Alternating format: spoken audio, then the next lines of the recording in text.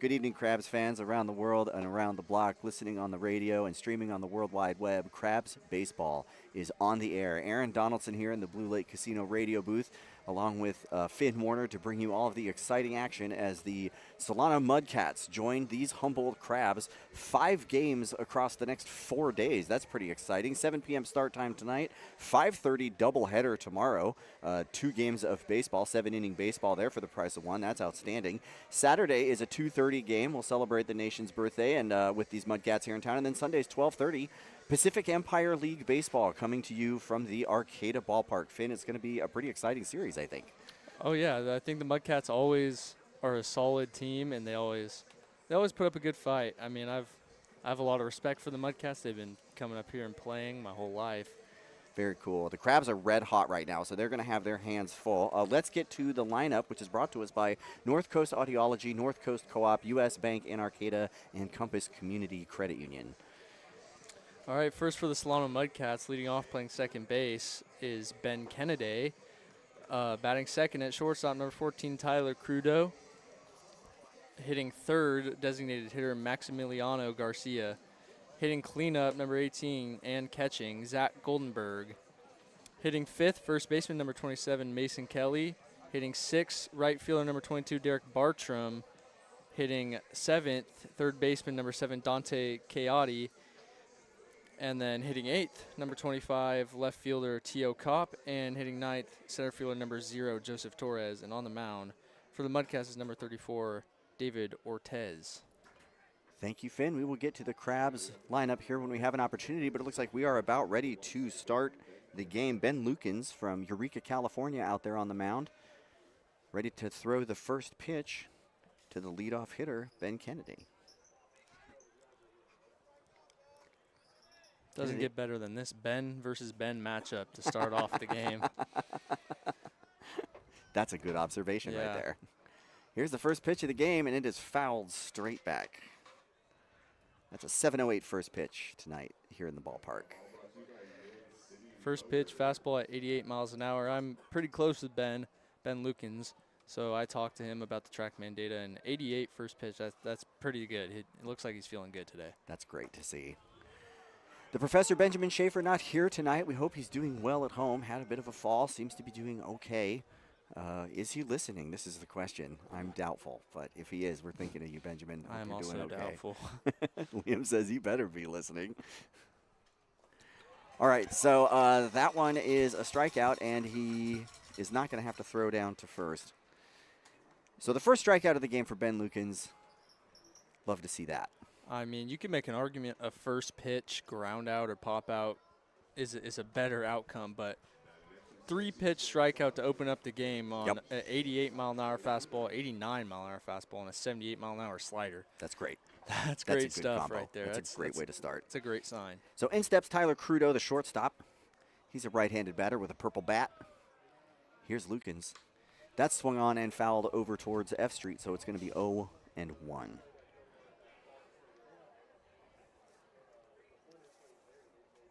Lukens has a 2.75 ERA across 19 innings, 20 hits, 8 runs, 6 of those earned.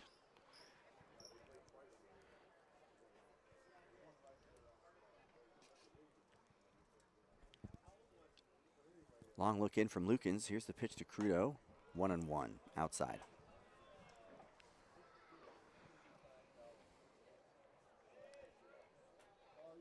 Lukens has 17 strikeouts and has walked 4 this year pitching for the Crabs. So 1-1 now. Lukens kicks and deals. That's swung on right out towards the gap in right center, and it's absolutely going to drop. So Tyler Crudo is on with a 1-out base hit. Maximiliano Garcia is going to step in now. Designated hitter. He's 4th on the team this year with 17 hits, 12 RBI. He's walked 9 times. Let's see if I can find any strikeout numbers for Maximiliano Garcia. He's a 400 hitter. Tyler Crudo was not blown by that 88-mile-an-hour fastball right there. He stayed on it. Good piece of hitting the other way. That's what you want to do. timed it just right and right into the gap. So Lukens checks second now. Here's the pitch. I was so busy coding in my book, I did not see how Crudo ended up on second base. Was that? It was a double. That was scored as a double. Early struggles here in the booth. All right, 0-1 now. Lukens out to second. And here's the pitch. That swung on and fouled way over, across F Street, I think. That probably went across the street over there. That thing was moving. So 0-2 count for Lukens. Like to see that. He's got a runner on second. That's Crudo. Beautiful evening in the ballpark. 58 degrees. That swung on and fouled, and it looks like it might have gotten a piece of his foot. So he might need to take a little walk. Breezy, 58 degrees. Sometimes the weather app has said partly cloudy. Other times it said cloudy. The whole field's in sun right now. Quite a bit of haze out against the mountains there. Up over our heads, some real low clouds, seems like. So 0-2 now. Here's the pitch. That's in the dirt outside. 1-2. Lukens, a freshman from Lassen College, also from Arcata High School. He was, I believe, second team all Golden Valley Conference this season. Very cool. I live here in Arcata, so I'm kind of partial to those Tigers. Here's the 1-2. That's fouled over across the picnic area. Went right over their heads.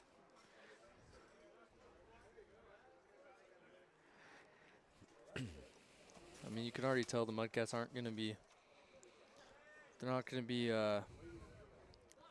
weak with their bats today. No.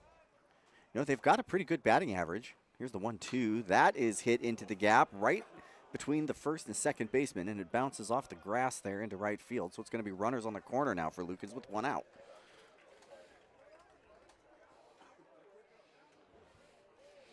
Crabs are sitting on a 9-game winning streak right now, which includes a 2-game sweep of the Lincoln Potters, which is just great. That put them temporarily atop the Pacific Empire League rankings. The Healdsburg Prune Packers have since changed that story. Crabs are 7-2 in the conference, which is good enough for second place. The Mudcats are 5-6. 10-7 overall are the Solano Mudcats. These Crabs are 23-3. Looks like Jeff Jackme wants to check the bat. It's a little interesting looking bat, but I have seen it online that is a wood bat. Okay. It's the same purple bat. Yeah, they keep passing it along. I mean, it's got some juice.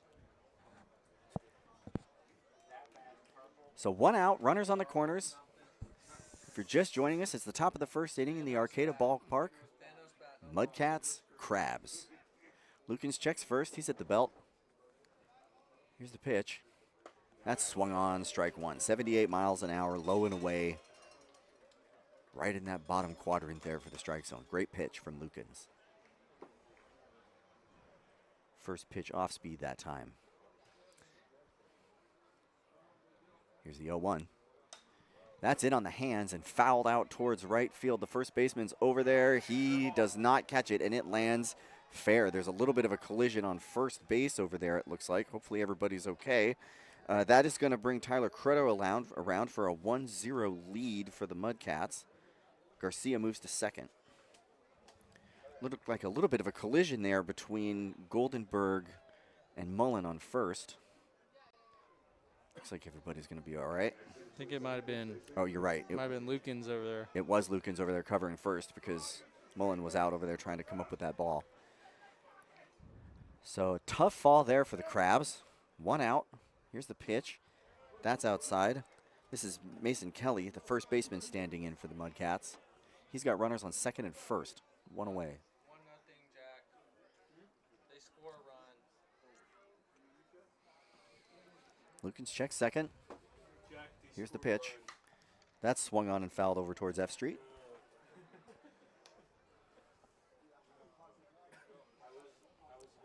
Takes us to 1-1 now. Lukens shakes off the first call from his catcher.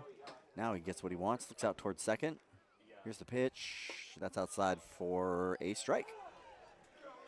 That was a great pitch, 84 mile an hour, right inside the strike zone. A little bit outside, but well inside the strike zone. So 1-2 for Lukens, who continues to be ahead of the batters, which is good. He's got traffic, but he's throwing strikes. That can happen. Here's the pitch. That's taken for a ball. 76 low. So the count's even, 2-2. Runner on first and second. Lukens and Soares figure out the pitch they want. Lukens out to second. Here's the pitch. That's outside. Count goes full.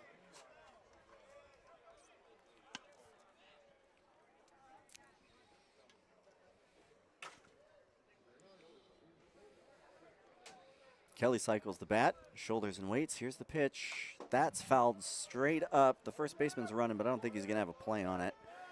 Oh, nope, it falls just inside the dugout for the Mudcats. Everybody gets out of the way. Looks like they're okay. So we'll do the 3-2 again.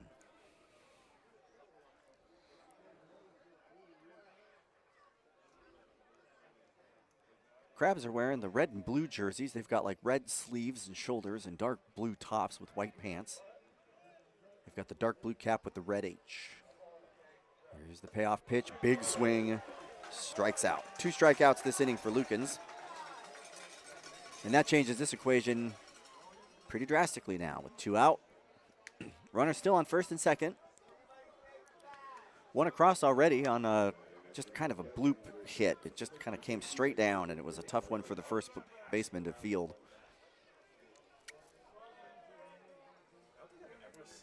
So in strides Derek Bartram, the right fielder.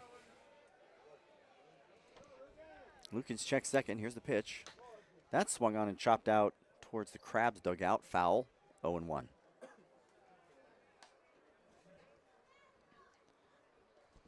So the bat they're using is DeMarini the Woods Royal Wood Composite.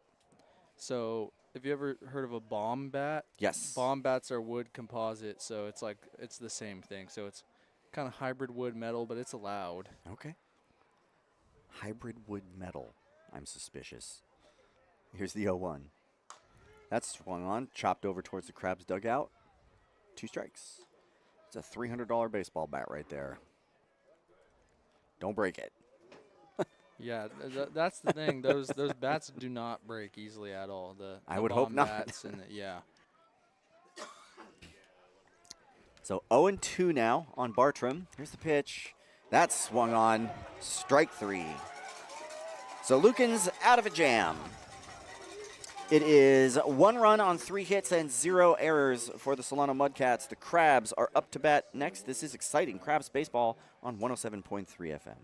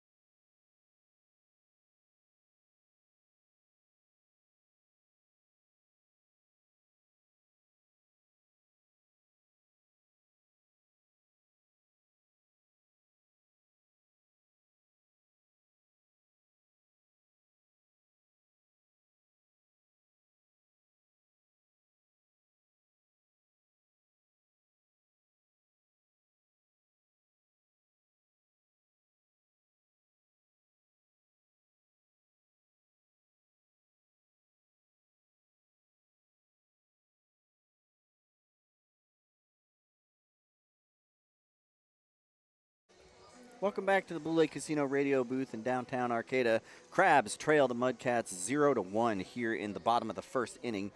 Batting for the Crabs first at leadoff is going to be Manoah Chapman. Second, Mike Pickett. Third, Jamie Mullen. The fourth batter for the Crabs is the right fielder Adam Enyart. Ryan Vandenbrink bats fifth. Daniel Osborne sixth. Kavanasaurus is catching and batting seventh. Joe Fagan at shortstop bats eighth. Alex Harrington out in center field is going to bat ninth. And we just saw Ben Lukens with a pretty good first inning. He had a lot of traffic, but he got 3 strikeouts. Was throwing some pretty good pitches, as Finn was observing, so that's good. Out on the mound for the Mudcats, it looks like David Ortez. See if I can't find some pitching statistics for Ortez. What do we know? He's got an ERA of 4.09, and that is across 11 innings pitched, 8 hits, 5 runs, 5 of those are earned. He's walked 2 and struck out 7 for these Mudcats. So Manoah Chapman's going to be the leadoff, and he has just been absolutely scorching the baseball this year. He's come up clutch in big moments. He joined the team a little late. He's only played in 7 games, but he's hitting .321 right now, 4 doubles, and some of those were really clutch moments, giving the Crabs great opportunities. So it's fun to see him batting leadoff. In his short time here, he's been great. He's been great. So here's the first pitch to Chapman. That's kind of a floater, 70 miles an hour, way above the strike zone. Ball 1. Defensively for the Mudcats, left to right in the outfield is Kopp, Torres, and Bartram. The infield left to right, the 0-1 is outside for a ball, is Coyote, Crudo, Kennedy, and Kelly. Catching for the Mudcats is Goldenberg, Ortez out there on the mound. 2-0 now. Chapman takes that one inside, ball 3. I feel like there's been several teams here that have had a very similar kind of look, like a red top or a blue top with red numbers, or kind of a red-orange top, blue combo. The Potters were doing that. The Giants, I feel the Seals were doing that. So here's the first strike now to Chapman. That was not a strike, but it's going to be called that way. So he'll look at another pitch here. 3-1 to the Krabby leadoff. Here's the pitch, takes that one for a ball and walks. It's just a great leadoff at bat. You want to see pitches, and the Ortez made it pretty easy for Chapman to see pitches. Yeah, not a whole lot of heat there. We'll see how his control does. That's going to bring in Mikey Pickett, the third baseman. Pickett's a .415 hitter for the Crabs. Yes, so I was texted. Here's the first pitch. Takes that one inside. Ortez having a little bit of trouble finding the strike zone out there. .415 and 41 at-bats is Pickett. He struck out 6 times, walked 9 times. 8 RBI. Here's the 1-0. That swung on and shot right over second base. So that's going to move Chapman over to second. Pickett's on first. Nobody out, 2-1.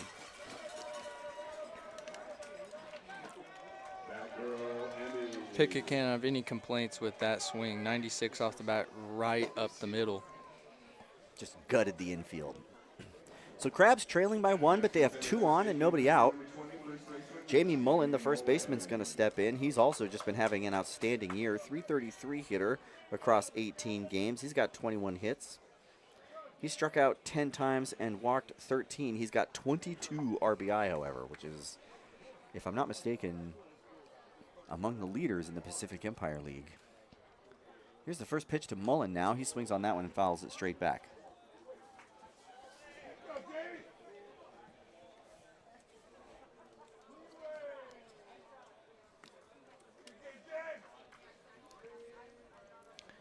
So Mullen takes an extended couple steps back. Now he's back in the batter's box. 5 home runs as well. Second on the team. That's pretty good. Behind Adam Enyart. Behind Big 16. Mullen's a tall right-hander. Takes the 0-1 and chops that one towards the Crabs' dugout.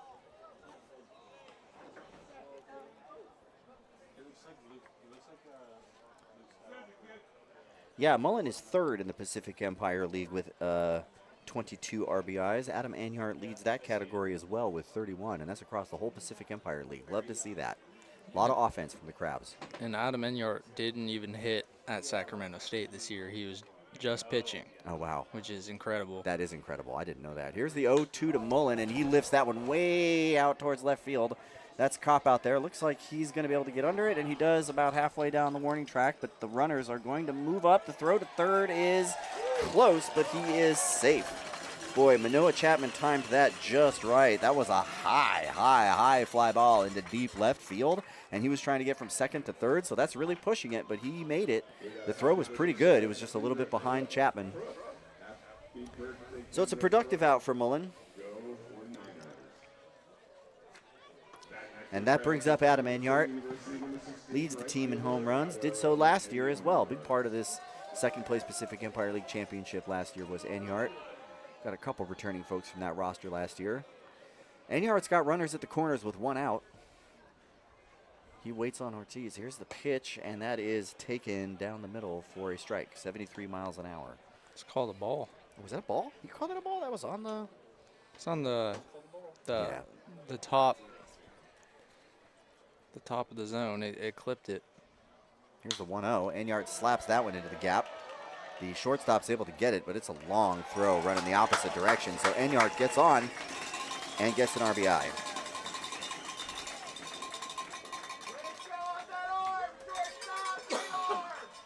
So Manoah Chapman makes it around. Adam Enyart gets an RBI. The Crabs draw even 1-1. Go Crabs, go. Enyart increases his lead of RBIs in the Pacific Empire League. That's awesome. Rosario Agard is right behind him with 29 for the Lincoln Potters. So that brings up Ryan Vandenbrink now. He's got runners at first and second. Here's the pitch. That's taken for a strike. That was right in the strike zone there. A bubble just floated into the Blue Lake Casino radio booth. Love that. So 0-1 now on Vandenbrink. Here's the pitch. That's taken for a ball, 1-1. Jensen kind of has a late strike call, so you have to watch him for a second to make sure. And I have to remember that the umpire gets to decide balls and strikes, not TrackMan. That's the problem with having TrackMan here. Okay, here's the 1-1. That is towered into the short infield. The shortstop's back there, and he makes the catch 2 away. Deep drop for Credo, but he comes away with it. Daniel Osborne's going to step up now. Osborne's a .344 hitter across 18 games for the Crabs. He's walked 12 times, struck out 8 times. He's got 15 RBI. Runners on first and second, 2 out. Score tied here in the bottom of the first. Long look in from Ortiz. Looks like now he's got what he wants. Check second. Here's the pitch. That's taken, strike 1.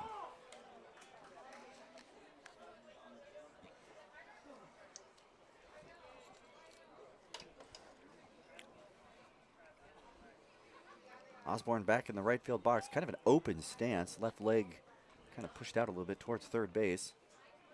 Here's the pitch. That's chopped towards the pitcher. Should be no trouble. He collects it, tosses it over to first, and that's going to do it. But not before the Crabs equalize. It is 1 run, 3 hits, and 0 errors for the Solano Mudcats.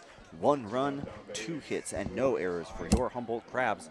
This is exciting Crabs baseball, brought to you all season long by Blue Lake Casino on ESPN 107.3.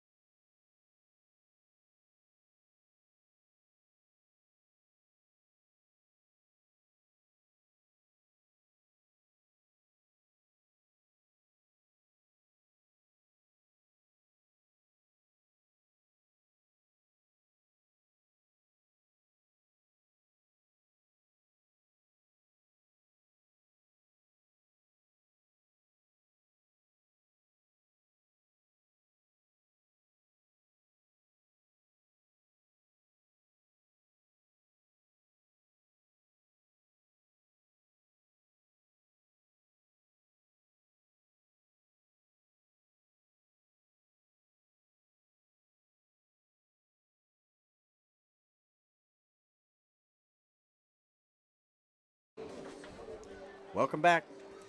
Crabs Baseball is brought to you by North Coast Co-op, Humboldt's locally owned grocery co-op since 1973. North Coast Mercantile, your local beverage distributor. Bear River Casino Resort, the best bet on the North Coast. Crestmark Millworks, creating signature elements of extraordinary spaces. Cypress Grove Cheese, world-class cheese from right here in Humboldt County. North Bay Automotive, your trusted automotive repair shop in Arcata since 2013. Granite Construction, building a better future today. And Compass Community Credit Union. guiding you to better banking. So Lukens is out there now, and he's going to face Coyote, Cap, and Torres. He gave up 3 hits in the first and 1 run, but it could have been worse, and he was throwing some hittable pitches. So here's the first pitch now, and that is fouled out towards F Street. Benjamin and I were talking about how at this level, a big part of it is just throwing strikes and letting your defense play ball. And sometimes that does. It puts you in kind of tougher positions. It means you're going to get runners on sometimes, and you have to count on them to show up and help you out. And Lukens has been doing a good job there. So 0-1 now to the third baseman for the Mudcats. Here's the pitch. That's taken for a ball, 1-1. Flag flapping lazily towards center field, but nothing like the breeze that we've had the last couple of days. It has finally calmed down just a little bit wind-wise here. Here's the 1-1. That's taken, strike 2. It's at the top of the zone. You know, you can get hurt by off speed up in the zone, but sometimes it's perfect. Yeah, if they hit it, they can really catch it, but you can also just catch them guessing because they're looking for heat up there. Here's the 1-2. That's chopped out towards the shortstop. Oh, and he boots it. Just a tough error for Fagan, and that is going to send Coyote all the way to second base.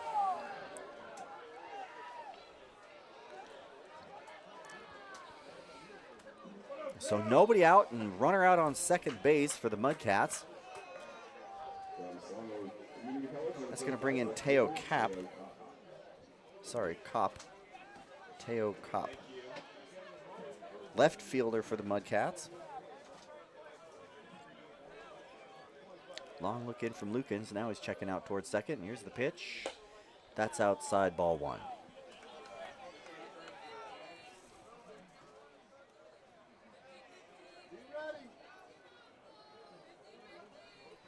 So 1-0 now to Cop. Here's the pitch. That's swung on, fouled straight back. Boy, good thing that pole was there. That's why they have the net. 1-1. Runner on second, nobody out. Lukens checks second at the belt. Here's the pitch. That's taken for a ball. 2-1 now.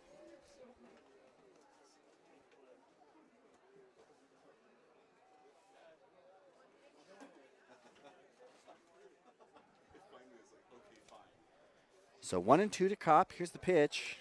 That's swung on and fouled straight up, and the catcher's going to have a look at it, and he comes away with it. Great job by Soares getting over there to come down with that one. 1 away.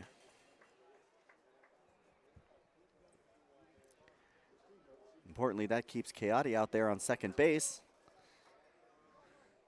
And that's going to bring up the 9-hitter, Joseph Torres, center fielder.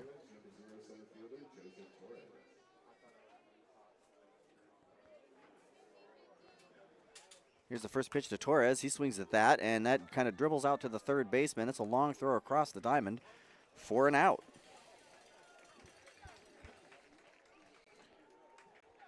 So that's a 5-3 out. And again, Coyote stays put at second base. Lukens getting himself out of a jam here.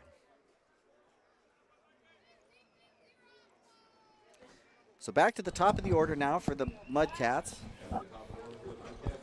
It's going to bring in Ben Canaday. He struck out in the first.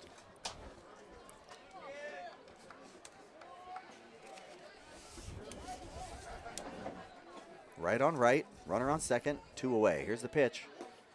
That's taken, strike 1. Just an outstanding fastball on the lower corner there for Lukens. It's what you call paint. Yeah, just right on the little angle in the bottom corner. Here's the 0-1. That's taken for a ball. 1-1 now. As we mentioned, tomorrow night is a doubleheader. The game starts at 5:30.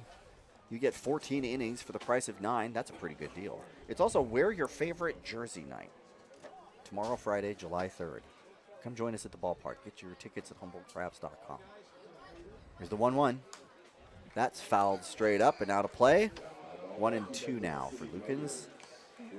On that 1-0 off-speed pitch that ended up in the dirt, he was lucky it ended up in the dirt because he absolutely buckled out of the way. Yeah. It's just going straight at him. He got out of the way. moved in, but just a little low. 1-2, chopped foul. So we'll do 1-2 again.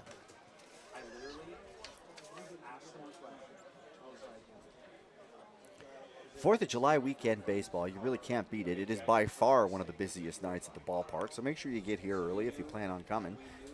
Here's the 1-2. That's fouled straight back. I really love those really crowded nights. I think there's great energy when this place is absolutely packed, but I think it's nights like tonight where there's no lines at all and a good team in town, Pacific Empire League play going on. This is when I love to come out to the ballpark. So here's the 1-2 again. That's taken inside, ball 2. One thing nice about July 4th, though, is you are fully prepared for the ballpark to be just absolutely packed. It's a madhouse. Very exciting time to come see the Crabs. That day and opening day, those are the two real bangers. So 2-2, 2 out, runner at second. Score's tied 1-1. Here's the pitch. That's taken. Count's going to go full. And that's how errors can come back to bite you. That's a lot of extra pitches that did not need to be thrown. Yeah, it's an expensive error when you count how many pitches it has taxed Lukens here. Chance to get out of it, full count, payoff pitch. That's outside for a ball and a walk. So not the end of the world with 2 outs, but you hate to see that guy get away there. He had a 1-2 count for quite a while. Just a great battle for Kennedy. So Crudo's going to strive in now. He hit a double in the first and was the run that came across on the Goldenberg hit.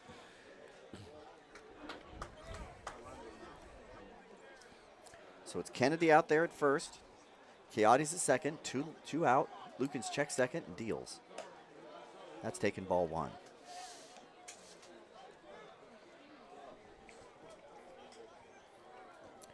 Crudo is second on the team with hits. He's got 19, 11 RBI. He's walked 3 times. 1 homer this year. Here's the pitch. That's slapped out towards the gap, and this could play to run. It bounces in front of Enyart, and he collects it, and actually the bases will be loaded, but no run comes across. So a single for Crudo. Kennedy moves to second, and Keady to third. Bases loaded, 2 away. It's going to bring up Maximiliano Garcia. Garcia singled in the first. He's got 12 RBI this year already and 1 home run. He struck out twice and walked 9 times. Takes a long beat outside the batter's box. Now he steps in. Lukens in a jam.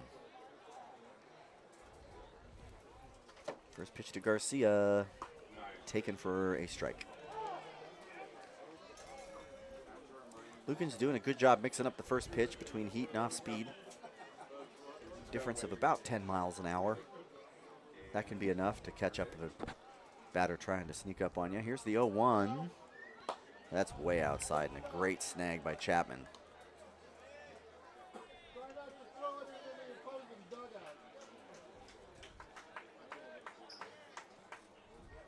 So 1-1 now on Garcia. Lukens gets what he wants. He's at the belt. Here's the pitch. That's high, ball 2.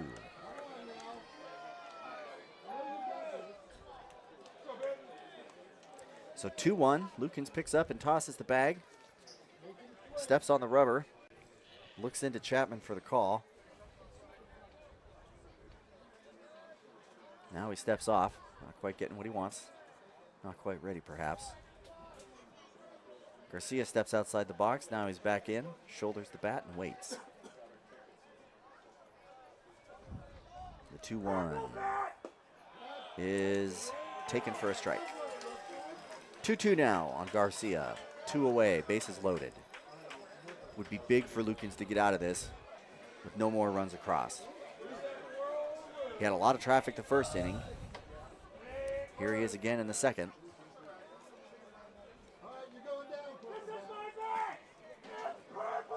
Here's the 2-2 from the Eureka pitcher. That is hit towards the gap, and it's going to be trouble.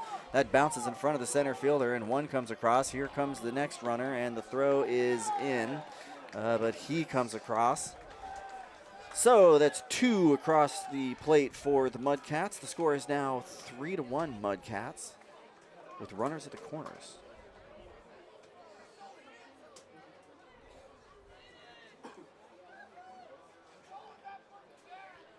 So it's a 2 RBI single.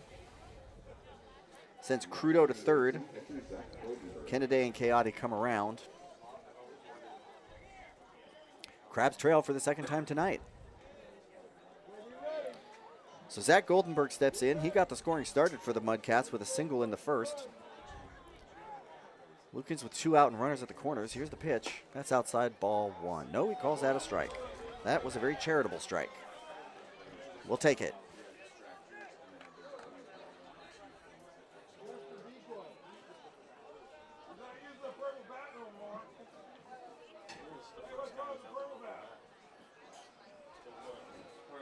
Lukens checks first at the belt. Kicks and fires. That's taken outside for a ball. 1-1.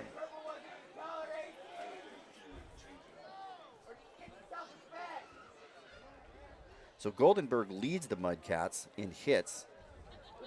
He's got 22 this year. Lukens checks first at the belt. Here's the pitch. That's inside for a ball. 2-1.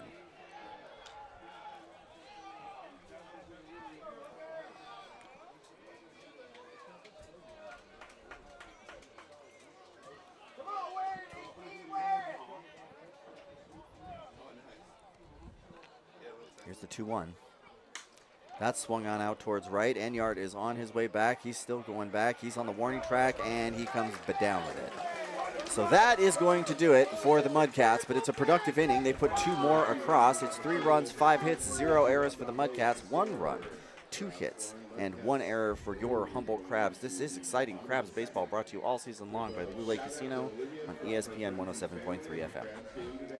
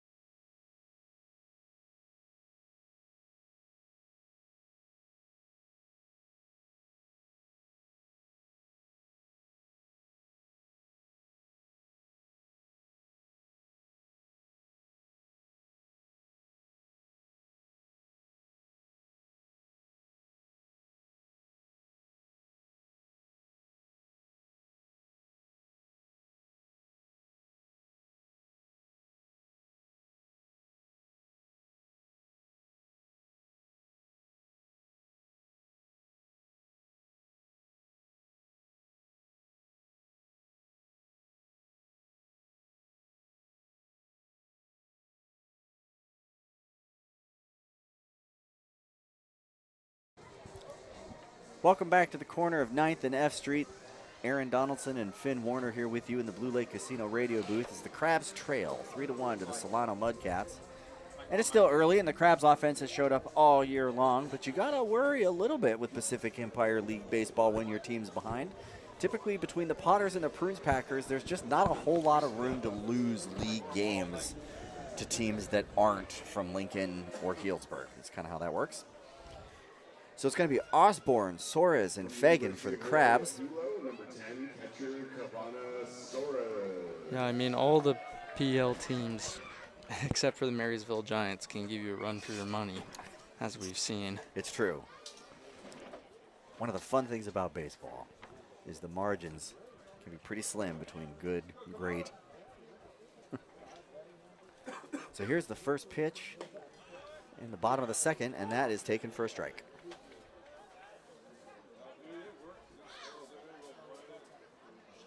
So this is Soares, it looks like, up there, not Osborne. Soares slaps this one out towards center field, and he's going to come down with that no problem, 1 away. How did Osborne get out at the end of last inning? 2. Thanks. Oh, yeah. 1-3. Should put it in the right spot, though. There we go. Okay, so the shortstop now. Joe Fagan's going to step up. He's a .318 hitter for these Crabs across 15 games. He's got 14 hits, 8 strikeouts. Here's the first pitch his way, and he takes that one for a ball outside.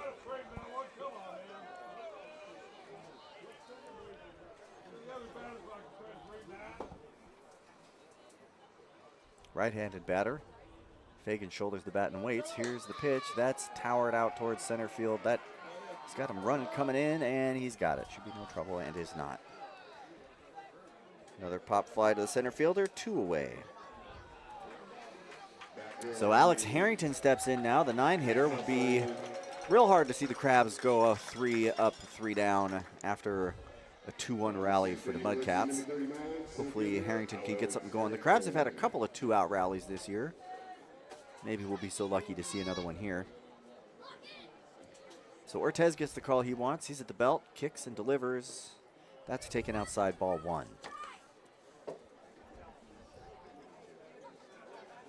Harrington, a .260 batter. He's got 13 hits, 15 RBI. He struck out 12 times and walked 14. That's taken outside, ball 2.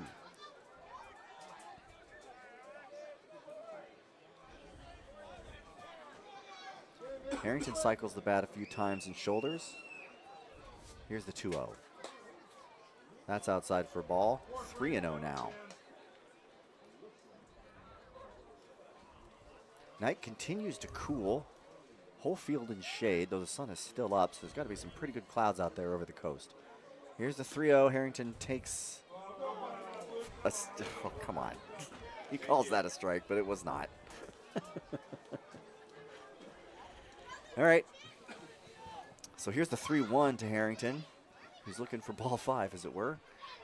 And that's going to be it. He gets that one inside, takes, walks. So back to the top of the order for the Crabs, and Manoah Chapman steps in.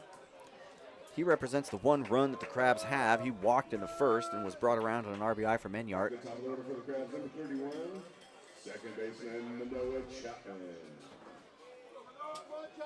So Chapman takes some instruction from the third base coach, steps into the right-hander box there, plants his feet, cycles the bat, shoulders, and waits. Ortez goes over to first, and he's back safe and sound.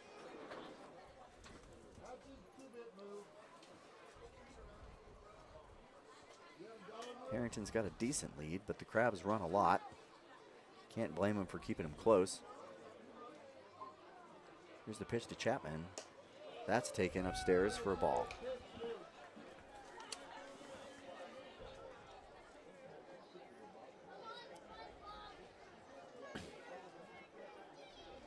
So runner on first, 2 away. Crabs trail 3-1 here in the bottom of the second.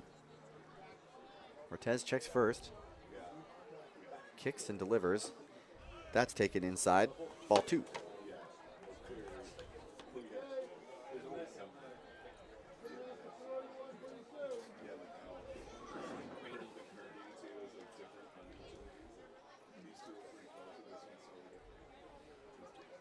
Here's the 2-0.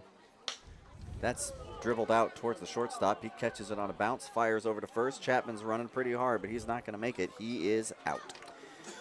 So the Crabs go quietly here in the bottom of the second. It's 3 runs, 5 hits, 0 errors for the Mudcats. 1 run, 2 hits, and 1 error for your Humboldt Crabs. This is exciting Crabs baseball, ESPN 107.3 FM.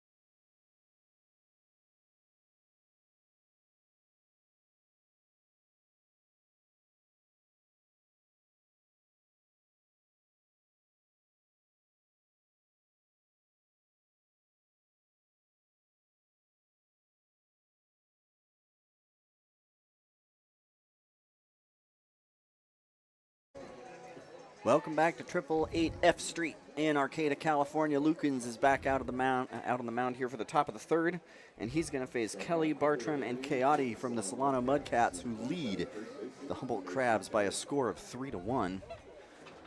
Kelly struck out in the first. Here's the first pitch from Lukens. That's swung on and chopped high towards the third baseman. He collects that, fires over to first base. It's a reach. He's off the bag. Hit. So that's coded as a hit. Jamie Mullen just had to reach off the bag to get it. Pickett made a pretty good grab and toss. It was just a high bounce.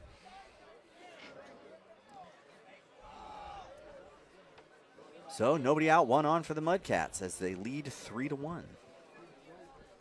That's going to bring up Derek Bartram. He struck out in the first. Lukens with 3 strikeouts so far. There's just been a lot of activity on the base paths. Got himself into a bit of a pickle last inning. Had runners in scoring position in the first inning. And now he's got one on with nobody out here. Here's the pitch. That's hit out towards right field. Enyart is back and backing, and that's going to bounce right up against the base of the wall. He collects that off of the bounce. The runner's going to third. It's runners on the corners. Nobody out. 95 off the bat, 84-mile-an-hour pitch. Went about 322 feet out there. The wall's at 338, so that gives you an idea of how much further it had to go to be real trouble. Coyote's going to step in now. He reached on an error and came across as a run in the second. Now batting number 7, third baseman, Dante Coyote.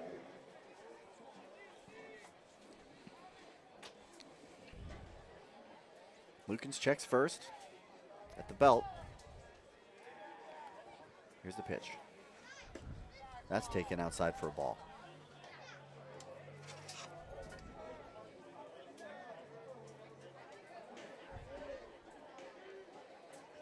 Lincoln Potters and the Prune Packers are going at it right now.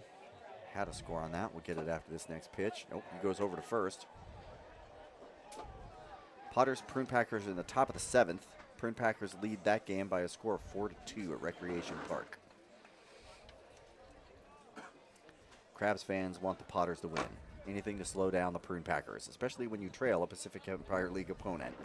So here's the 1-0. That is hit foul. 1-1.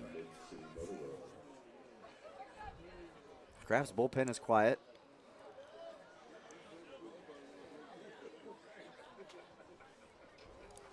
Bartram back in now. Cycles the bat 2-3 times, shoulders and waits.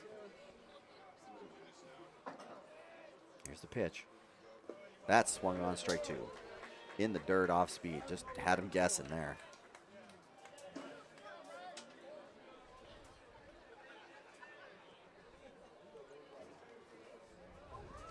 So 1-2 count, nobody out.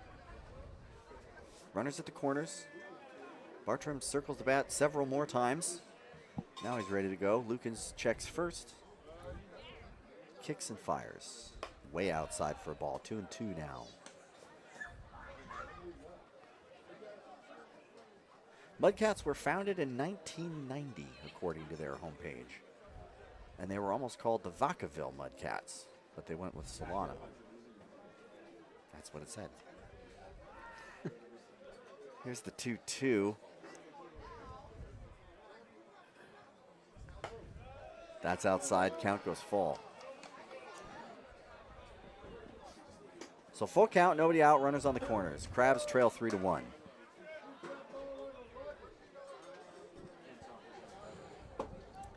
Coyote likes to propeller the bat. Does that a bunch of times.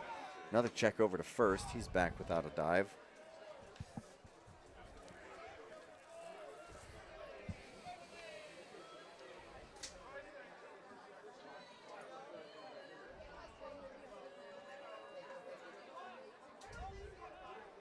Here's the payoff pitch. That's just floated to the first baseman. He comes down with that, no problem.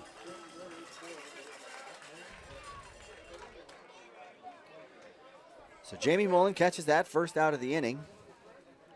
Still 2 on. Runner at first, runner at third. And in steps Teo Kopp, the left fielder. He flew out to the catcher last inning.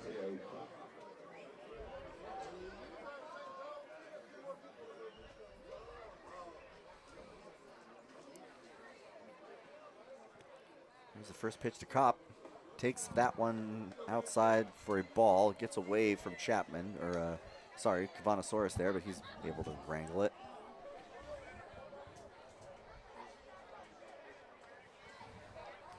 So 1-0.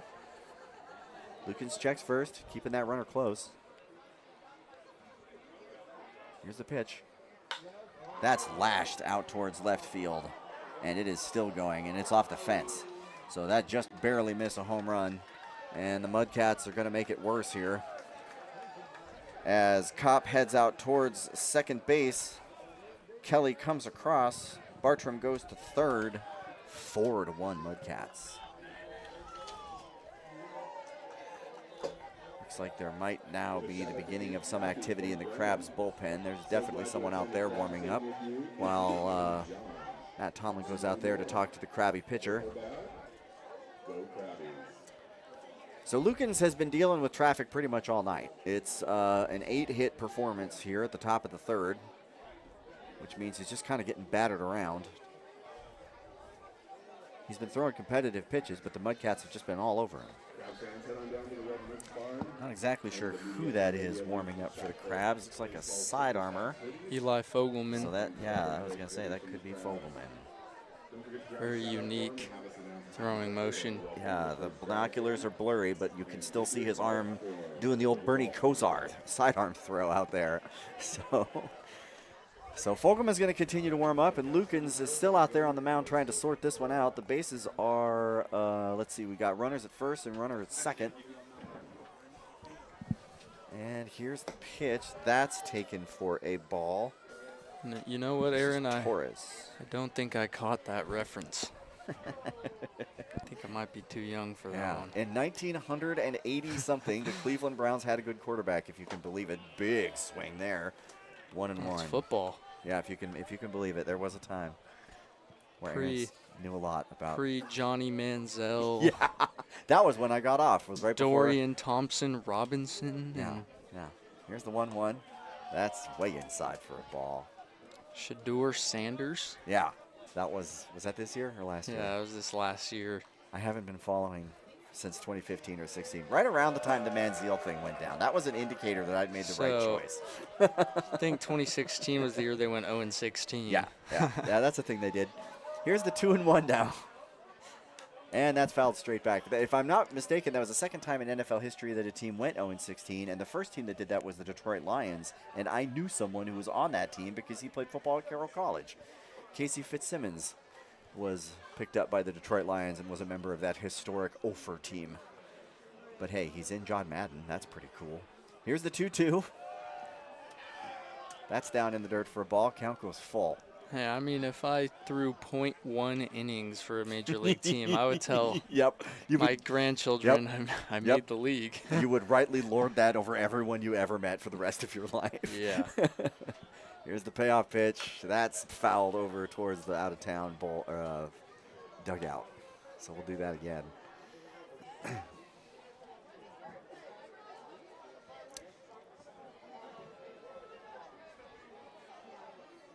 So 3-2.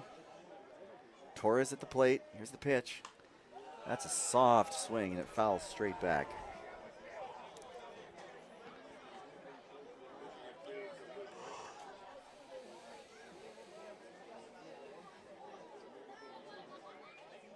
Right on left.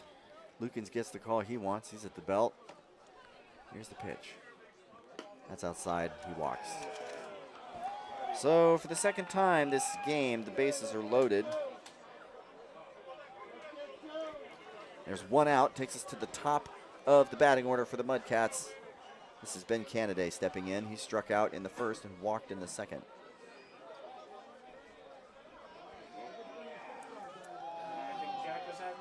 Yeah, it looks like Jacko's going to come out and pull Lukens. Fogelman's coming in. Looks like he's ready to go. So we're going to take 60 seconds to go back to the studio and thank some of our sponsors. This is Crabs Baseball 107.3 FM.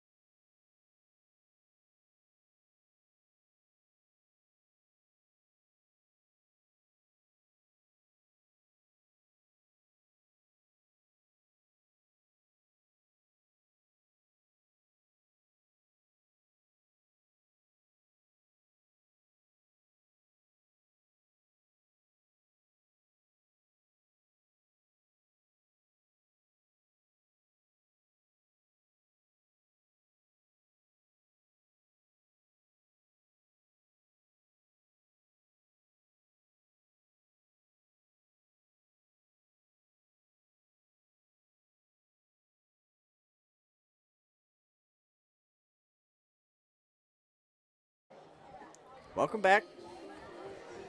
It's the top of the third. Crabs trail the Mudcats 4-1. Ben Lucan's night is done. 8 hits and 4 runs on Lucan's. Fogelman, I had some numbers for him. What did I do with them?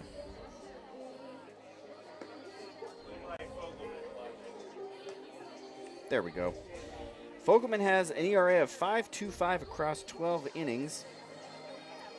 14 hits, 7 runs. All of those are earned. He struck out 19 and walked 5. Pretty easy to pick out because of his distinctive sidearm delivery. We'll take a pretty good look at that. Comes across pretty level.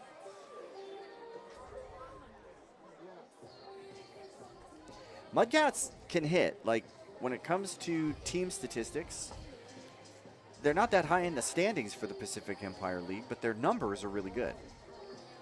You'll see them near the top of a lot of the team statistics that you can sort there on Presto Sports when it comes to the Pacific Empire League.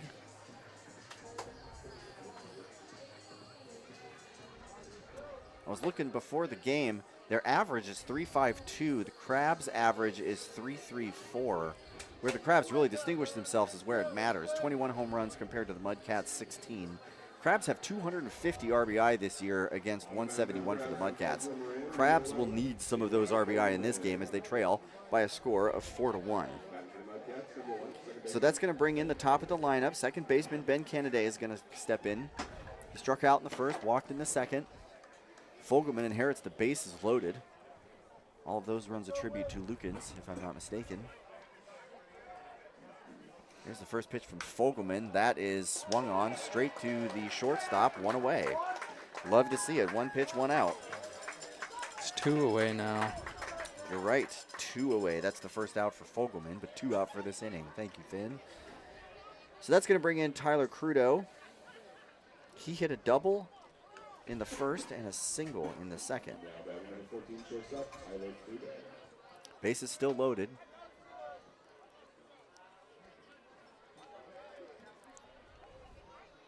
Fogelman doesn't like the first couple ideas that he gets from Soros. Now they're on the same page. Takes a couple steps and fires. That's taken 82 right at the top of the strike zone. Strike 1. Great pitch.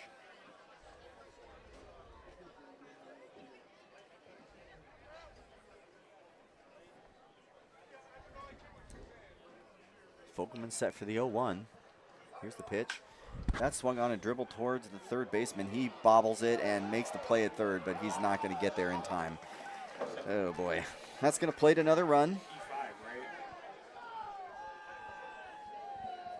We're coding that, it sounds like, as an E5. As Bartram comes across. At least for now. And the bases remain loaded. So 5-1 now, Mudcats. Looks like a little bit of a conversation there between Crab's coaching and the umpire. Can't imagine he's going to get him to turn this one around. Jack, error, Jack. No hit. E5. Yeah, let's just wait. So that was just a tough situation there for Mike Pickett. Like, he definitely bobbled that ball, but he had a play at third, and he just wasn't able to get there in time. And instead of throwing to first, he went there. Probably made the right call. It would have been a long throw across the diamond. All of the umpires now are getting together to try to sort this one out. Looks like maybe Jeff Giacomini's made a point that's got them to ponder. So they break that up. They call him safe at third. Okay. E5. So make it 6-1 Mudcats. Sun breaks out through the clouds. Long shadows going out across the outfield there. Just a little gap of sun between second and third on the infield. Fogelman makes his way back out to the mound. Maximiliano Garcia is going to step in. He singled in the first and singled in the second. Correcting that score call, it is 5-1, not 6-1. That's what I had too. I'm glad I'm not completely losing my mind. All right. 5-1. So Fogelman pitches to Garcia. That's taken outside for a strike. That was an outstanding strike. I thought for sure that was a ball, but it was just right on the paint at the bottom of the strike zone there. Great pitch. I figured that's exactly what happened. I probably Folkman taps his foot. Here's the 0-1.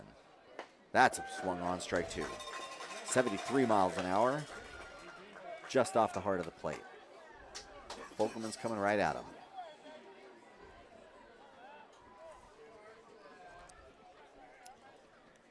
So Garcia steps in. Folkman gets the call. He's at the belt. Here's the 0-2. That's taken in the dirt for a ball. 1-2. Just all sorts of different colors here at the ballpark. Dark green, bright green, dark gray, blue sky. It's one of those moody, cloudy evenings on the coast. The breeze is silent. Here's the 1-2. That's outside. 2-2 now. It has been a really windy couple of days here on the coast. I know I'm probably not the only one who's thankful that that's finally died down just a little bit. 2 out, bases loaded. Fogelman facing Garcia. Here's the pitch. That's outside. Count goes full. Nowhere to put him.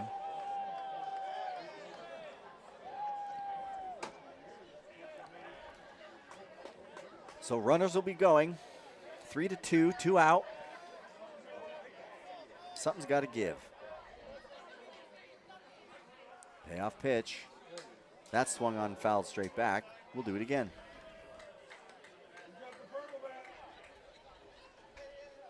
Baseball has these moments where there's just tons of anticipation and then it amounts to nothing, and then you do it again.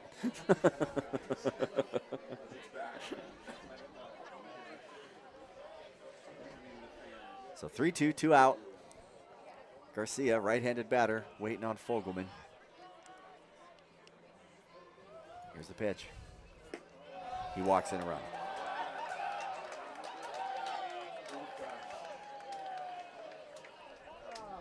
As the professor would say, ay, ay, ay. Not great. It's because he's not here. That's why this is happening. He is watching, we are hearing. Okay. Well, I hope he's feeling better, and the Crabs certainly aren't helping. It's 6-1 now. He texted me to see what happens when I'm not there. Yeah, this is what happens, Benjamin. This is what happens. All right, so the first pitch there is towered out towards right field. Enyard is running, and he comes down with it. Just makes an outstanding catch, and man, they needed that. So we are finally out of the top of the third. It is 6 runs, 8 hits, and 0 errors for the Mudcats. 1 run, 2 hits, 0 errors for your Humboldt Crabs. Hopefully they can get to work. This is exciting 107.3 ESPN Crabs Baseball.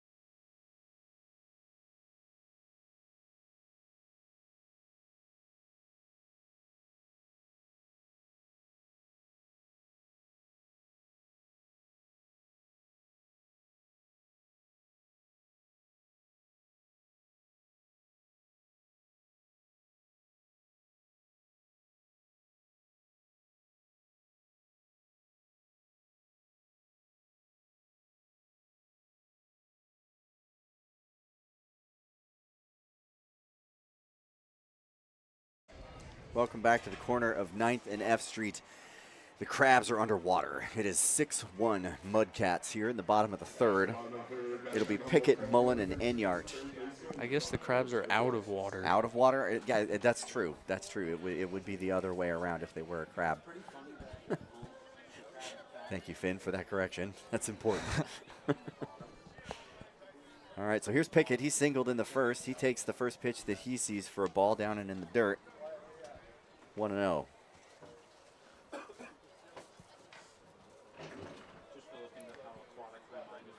Here's the 1-0. That's taken. Ball 2. I feel like most of the years I've been watching Crab games, the team is so good that when a game like this does happen, the crowd just does not know what to do. Yes. They're just befuddled. Yeah, here's the 2-0. That's way outside. I mean, the Crabs have the firepower. They have put up double digits like multiple times in the last couple of weeks. Yeah, they're not out of this game by any means. No, but there's definitely some nervous folks looking to see bat on ball. So that's the 3-0. Leadoff walk for Pickett. That's what we need. That's going to bring in Jamie Mullen.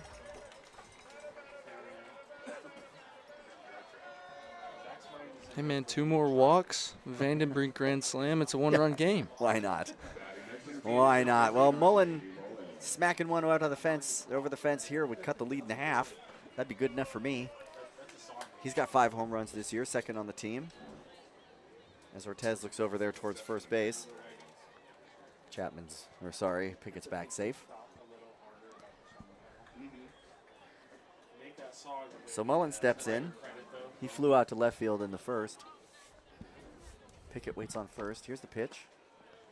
That's taken for a ball. 1-0.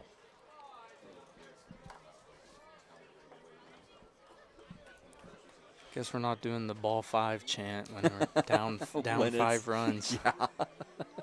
Just doesn't come off the same way when you're trailing by a lot. Here's the 1-0. That's taken for a strike. 70 miles an hour. I mean, in all my years playing sports, the best comeback was always scoreboard, and you'll point at the scoreboard. Just the scoreboard. Oh, that is the ultimate arbiter of who gets to talk noise in sports. Any sport. Yep. And here's the 1-1. That's taken inside and low. 2-1 now.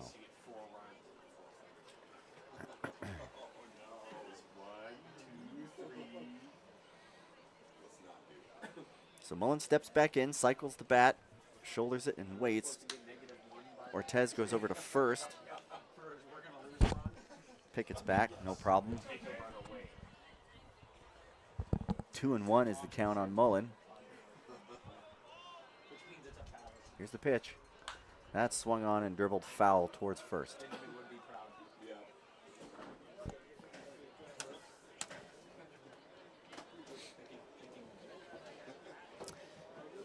So we'll reset.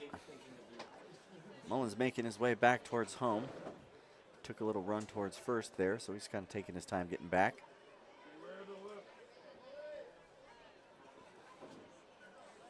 Certainly not in any hurry to get into the batter's box. Mullen takes a few practice swings. Now he's back in there. Taps home.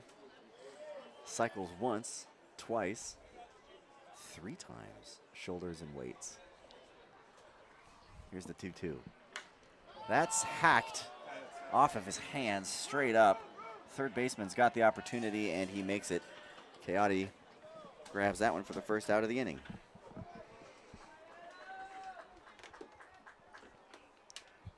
So Mullen flies out to third. That's going to bring in Adam Enyart. He likewise has the opportunity and the ability to put this over the fence and equalize, or at least cut the score in half, I guess, is what I was saying. That would be nice. More than anything, he's just got to get on. Crabs need runs. Here's the first pitch to Enyart. He takes that one high and inside for ball 1.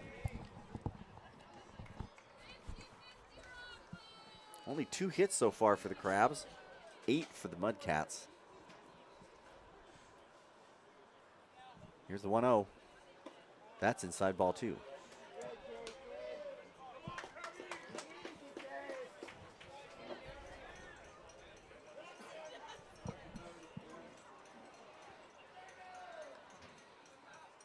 Here's the pitch to Enyart. That's outside for a ball. They look over at first and clutch, and then the ball gets away from him.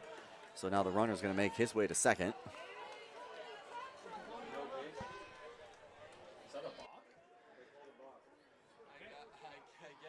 Not exactly sure how they're going to end up coding that. Maybe a balk. Either way, Mikey Pickett's on second. 1 out.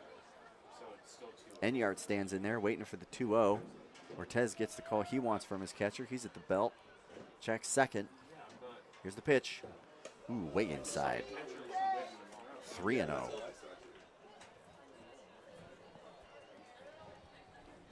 Enyart's a patient hitter. He'd just as soon walk as get a big hit. We've seen him do both this year. Should be taken all day here. Here's the 3-0. Nope, checking out towards second.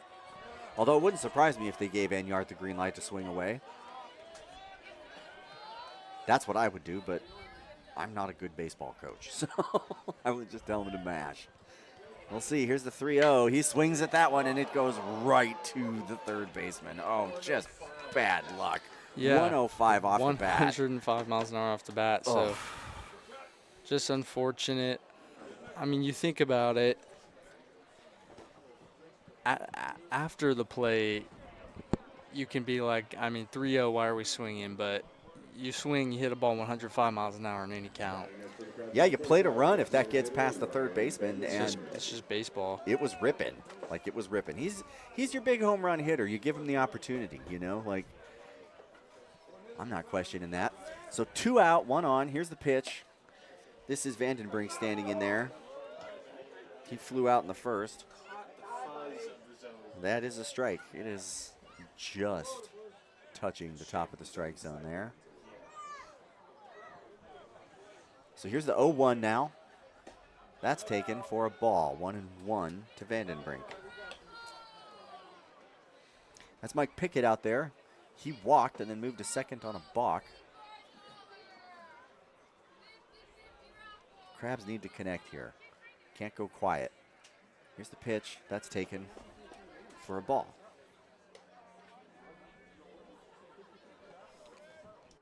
So 2-1 now to Vandenbrink. 2 out.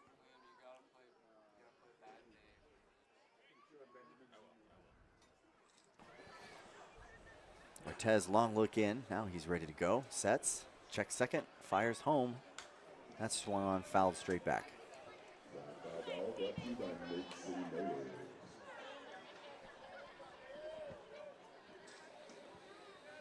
So 2-2 now to Vandenbrink.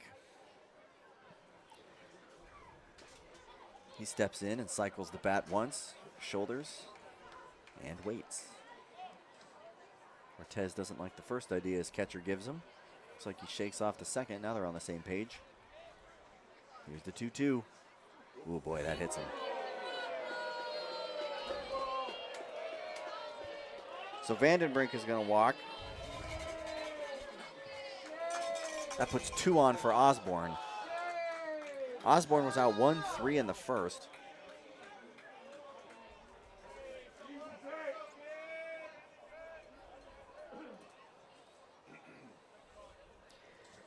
Osborne's a .344 hitter. Needs to get his teeth into one here. Crabs looking at 2 out, trailing 6-1 in the bottom of the third of the Solano Mudcats. Ortez comes home. Osborne shows bunt, pulls that one back in. He's way outside of the strike zone, ball 1.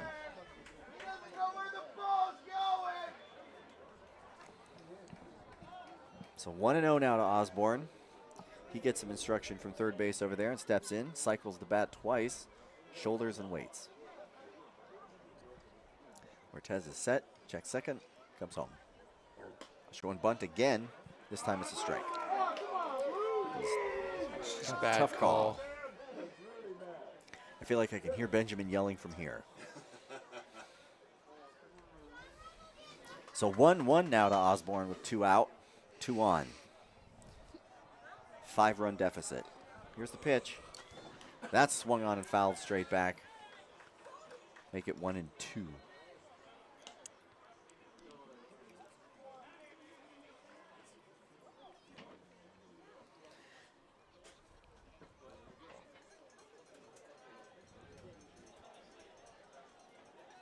1-2. Osborne cycles, shoulders the bat, and waits. Here's the pitch. That's swung on and fouled. It's floating towards the out-of-town dugout. First baseman's over there, can't quite make the get. Boy, he had a play on it, but just couldn't quite make it. Right up against the fence. Tough play. Lucky for these Crabs. That one was right on the margin. So it'll be 1-2 again. 2 outs. Crabs need a little noise. Ortez gets what he wants. He's set. Checks second, kicks and fires. That's swung on out towards the gap. It's probably going to get caught, and it is. The right fielder comes down with that. And so that does it. The Crabs get nothing. It is 6 runs, 8 hits, 0 errors for the Mudcats. 1 run, 2 hits, 2 errors for your Humboldt Crabs. Stay tuned. Finn is going to be back to take us through the middle innings. This is nail-biting Crabs baseball on 107.3 FM.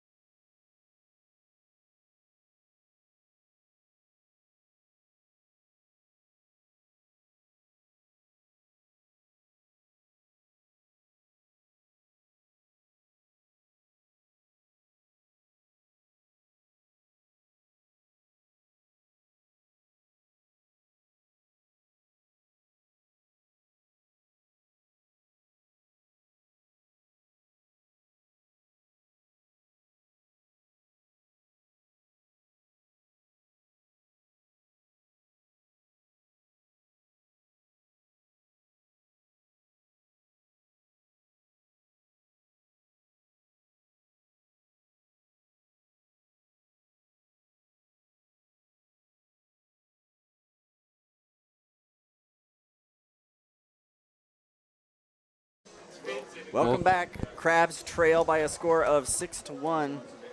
Eli Fogelman's out there on the mound, and here to take it through the middle innings is Finn. Rough game so far for the Humboldt Crabs. Not a lot of hits. A lot of hits for the Mudcats. 2 errors for the Crabs. One of them was very costly. Led to a few more runs, which it would have been the first or second out of the inning, and I think it would have been the first, and then Ben Lucan's got 2 more outs after that. So just shows you how one play can just make the game unravel a little bit. So here's Mason Kelly, first baseman. Fogelman still out there on the mound. Kelly struck out in the first and singled in the third. Fogelman looks in and he throws. Ball 1 high. I think it's impressive that Fogelman has very good control with the angle he throws at. For sure. It's not easy. Second pitch to Kelly is another ball high. 2-0. Looks like an early start to the sunset tonight. Beautiful, beautiful light on the clouds in the sky at the moment. Should get real pretty here in the next couple minutes. 2-0 to Kelly. Swung on and fouled back on F Street. And it's 2-1. 5:30 start for the doubleheader tomorrow. 14 innings for the price of 9. Can't beat that. Wear your favorite jersey. 2-1 from Fogelman. Off speed, very nasty, and they say Kelly went around on a check swing. We'll take it. That was a great pitch. 2-2 to Kelly. Derek Bartram on deck. Fogelman looks in the pitch, and it's an off-speed outside for a ball. So full count to open up the inning.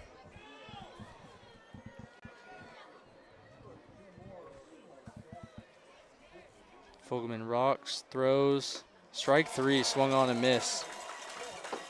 82 miles an hour, just right down the heart of the strike zone there. Great pitch for Fogelman. Needed that. It's when the arm angle comes into play for sure, because 82 from over the top down the middle is going to get punished a lot of the time. I was going to say they're going to connect with that. So here's Derek Bartram, right fielder. Feels like every hitter in this Mudcats lineup has been piecing the ball. So Yep. Bartram got a hit in the third, struck out in the first.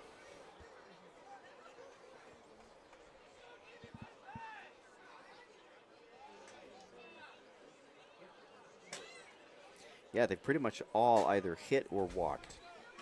I think that's true. I think every batter for the Mudcats has first hit or pitch is walked. grounded to Fagan. Fagan picks it up, throws on over to Mullen, and that's out number 2. So Fagan bounces back after that error earlier in the game. Makes easy work of that ground ball. And here's Coyote, third baseman.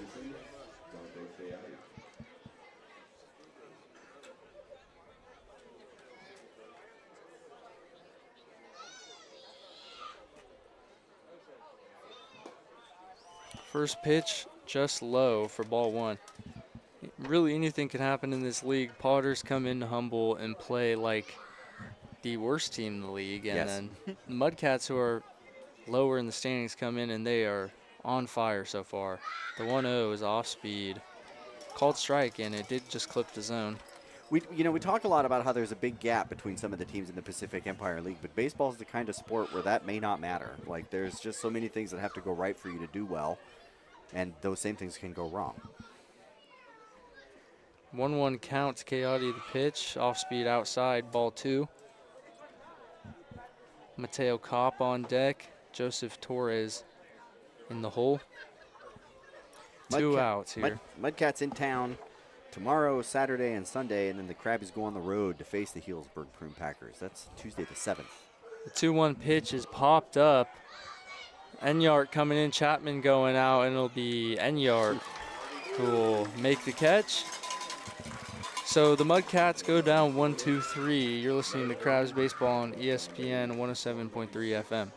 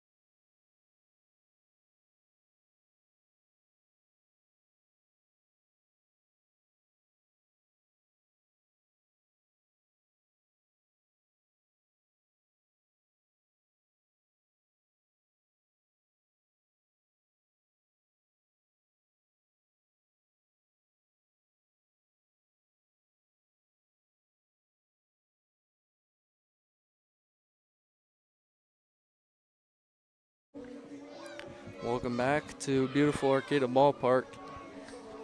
Really is a beautiful night. And the Crabs are not playing beautiful baseball. 6-1 Mudcats. Crabs only have 2 hits through 3 innings. It'll be Soares, Fagan, and Harrington.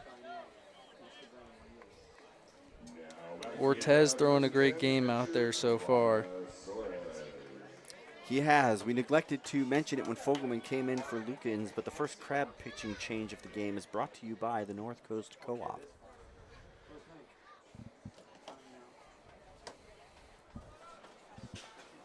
First pitch to Soares, taken in the dirt for ball 1. I really like the Co-op's, I guess, poke bowl. It's delicious. Yeah, no, that's pretty good. 1-0 count to Soares in there for a strike. It's got some raw tuna. They have good cookie. Yeah, they have great cookies. Yeah, this is where Callum wants the ginormous, cookies. Yeah, ginormous the big cookies. choco chip. Yeah, Hard to beat. delicious. Pretty good. 1-1 count to Suarez. Hit it with the stick. Pitch from Mortez. Swung on and lined into right field. Right fielder going back, and he will reach over his head and make the catch for out number 1. I mean, there's been a decent amount of good contact from the Crabs just going right to guys so far. It's true. Enyart just opened up on a 3-0 pitch and sent it right to the hot corner. That one made me grumpy. Here's Joe Fagan. Popped out his first time around. First pitch to Fagan is high, ball 1. That's a pretty cool Crabs hat down front right there. I don't know if you can see that with the little legs sticking out the side, the red knit. Yeah, it looks homemade. That is rad. Joe Fagan from University of Portland in Scappoose, Oregon, if I'm saying that right.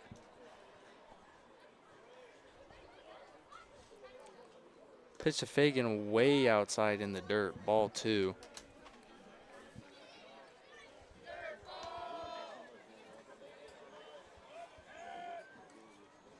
He's the only Oregonian on the team. 2-0 pitch to Fagan, taken for strike 1. Pretty decent sized crowd tonight. A lot going on in the ballpark. It's going to be a madhouse here on the 4th. 2-1 pitch to Fagan, taken for ball 3, 3-1. Boy, he does. He takes his time calling those, does Trent Johnson. Just, it's like his own private piece of information there. 3-1, lined into left field for a base hit. Crab's third hit of the game is a Joe Fagan single, and that'll bring up Alex Harrington. Harrington walked in the second. Harrington from San Diego, California, from what I understand, he's a pretty hyped up high school prospect for most of his high school career. Committed to Stanford. If you're committed to Stanford, I'd say you're pretty good at baseball. First pitch, up high, ball 1. Took my kid to Legoland, and we spent some time at the Naval Museum in San Diego. That was pretty fun. Saw the HMS Surprise and the USS Dolphin. It's been forever since I've been to San Diego, but I loved it. That's cool. 1-0 pitch, off speed in there for strike 1. I went to the USS Midway Museum. Yeah. I remember loving that. That was awesome. I've seen that too. Went to Coronado Island. Yep. 1-1 count to Harrington. Pitch up high, throw down to first, back pick from the catcher, and Fagan will be in there safe. They just have so many different ships there. It's like I got a picture of him looking through the periscope of the USS Dolphin submarine, and then a picture of the two of us sitting in the captain's quarters on the HMS Surprise where they filmed scenes from Master and Commander. And it's just like hundreds of years of naval technology there. That's a big gap. And then they have some of those like Renaissance era ships too. Like 2-1 in there for a strike. Just absolutely bonkers to think of being on a ship that size for 4 years at a time. Like, ugh.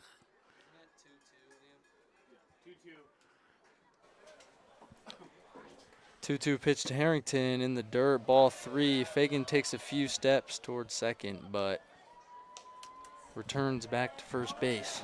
Yeah, Goldenberg was all over that. Kind of just rolled out in front of him there. So, good call, staying put.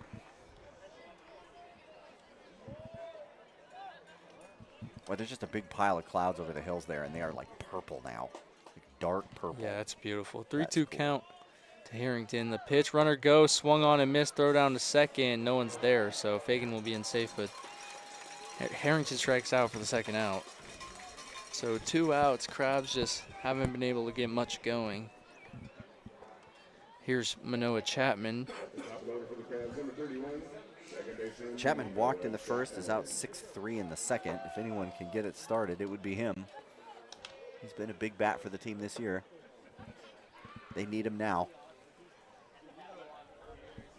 Ortez takes a look at second. Runner goes. The pitch outside. Throw down to third, and it's high, and Fagan will be in there safely. So a stolen base for Fagan, and he inches closer as he's now at third base. What are your thoughts on that steal there? You got 2 outs. You're just putting it all on the line to get a guy on third, and either way you get a hit and he's coming across. I think you have to be careful for sure. I think he had a great jump, and he knew the pitcher was not, with 2 outs, was not going to take a long look at him. So just saw the opportunity, took the opportunity kind of thing. 0-1, fouled off.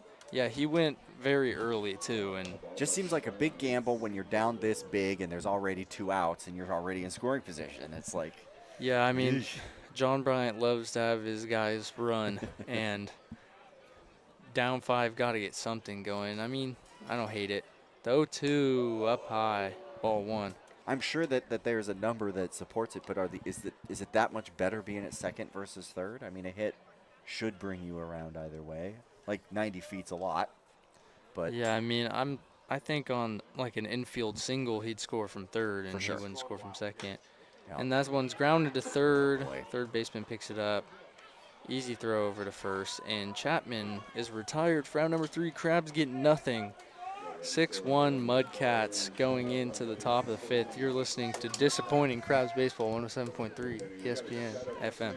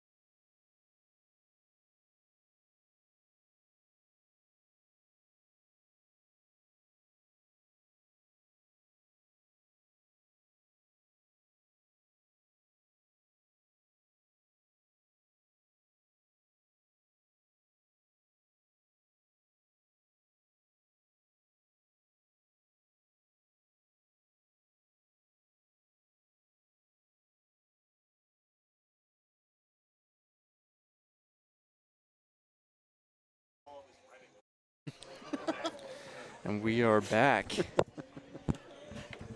trying to find ways to sabotage Benjamin Schaefer's trip to Mexico City so he can be here in the future and this won't happen again. Yeah, it's just not. The team looks up here, doesn't see Benjamin, and they're like, what do we have to play for? That's it. It's not a superstition thing. It's just a morale issue. Yeah. It'll be Kopp, Torres, and then the top of the order, Kennedy. Boy, if you're driving on the coast right now, you probably got a spectacular view of that sunset. I came down from Crescent City, and it was a beautiful day all the way along 101. If you're driving in the safety corridor right now, slow down. Slow down a The little. cops, they hang out around there. I'm just looking out for you. So here's Kopp. Speaking of cops. Yeah, speaking of cops, Here's there's Teo Cop, right? Fogelman rocks, deals. Breaking ball, great pitch, clips the zone, call the ball. Fogelman needs a tidy inning.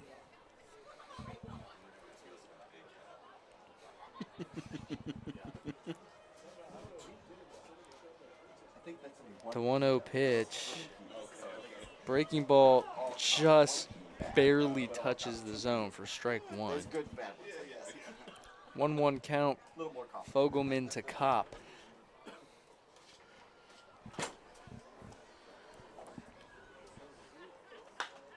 That one's grounded to Fagan. Fagan picks it up, shuffles, throws, it's high, and he'll be safe. That's an E6. That's Fagan's second error of the game. He had time, took a shuffle, threw it, and it's just high, and Mullen had to jump. Been a capable player for the Crabs all year. He's a great shortstop. And, you know, if other things were working, 2 errors may not be the end of the world. But in this circumstance, it just feels even worse to have multiple errors in a game like this when your team's not hitting. Yeah, it piles up. Here's Torres with the runner on first after the error. Fogelman deals. That one's slammed into right field. Enyart will get under it for out number 1. 90 off the bat. Yeah, a lot of activity out there to right field. Enyart coming down with all of them.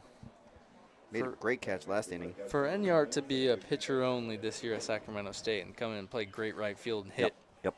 6 home runs and lead the league in RBIs. I'm always just blown away by pitchers that hit and Yeah. hitters that pitch. And, like doing one of them decently and the other one well is okay. That's amazing.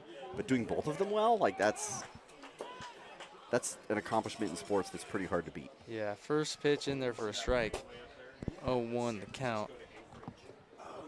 God, color's just popping right now.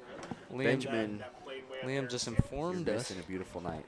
Plane flying above Arcata right now. Very, very, very high up there. Just the size of an ant up there is Yeah. San Francisco to Anchorage, Alaska. Yeah, there's like 200 people on that thing up there. That's pretty fun. Zoinks. 0-1 pitch. Fogelman deals. And it's in there for a strike. Kennedy buckled a little bit. And I like to see when the visibility is really bad and see how many people's lives are getting messed up.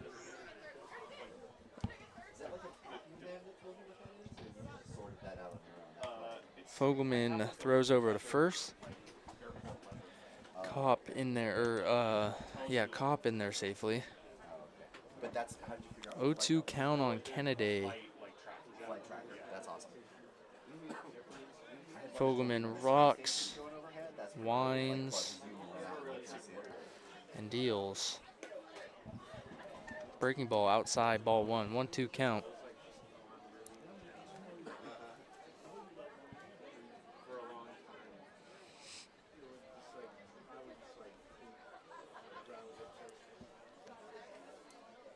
One-two count from Fogelman. Way outside, gets by Suarez, and Kopp will have second base. He could have moonwalked to second base.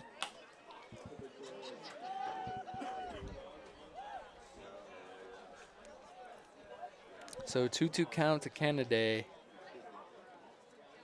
with Tyler Crudo on deck, who has been very good today.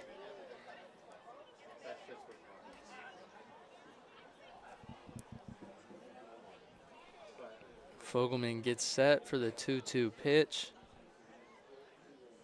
Winds throws, off speed, in there, strike 3, great pitch.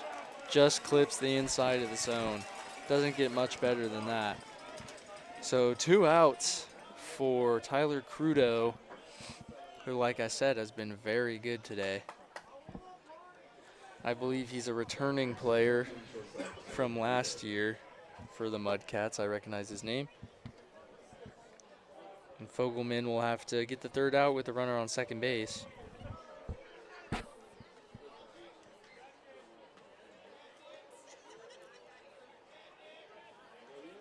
Fogelman whips his arm around and throws, and that's called strike 1. Just missed the zone on the outside corner, not too far away.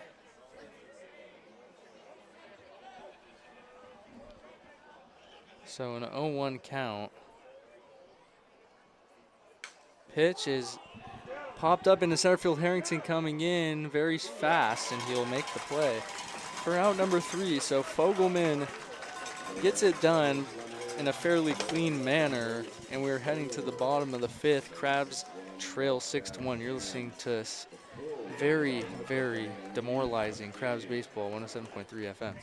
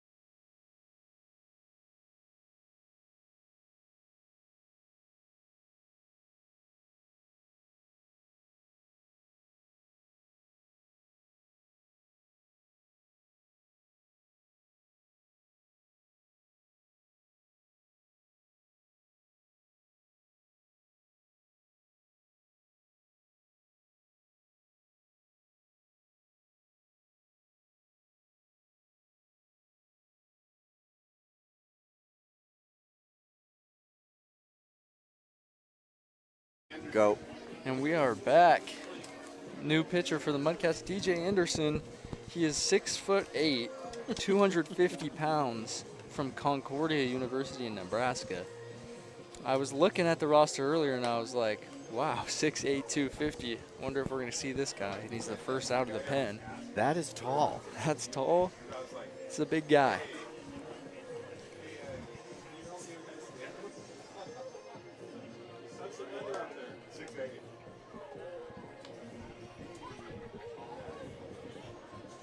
It'll be Pickett, Mullen, and Enyart. So the meat of the order, the crab meat in the order for the Humboldt Crabs. Crab. Hopefully there's some meat on these legs. We need to find some. Yeah. Crabs need to string some hits together, some walks together, anything. They need base runners in general. Crabs have 3 errors and 3 hits, and they trail 6-1.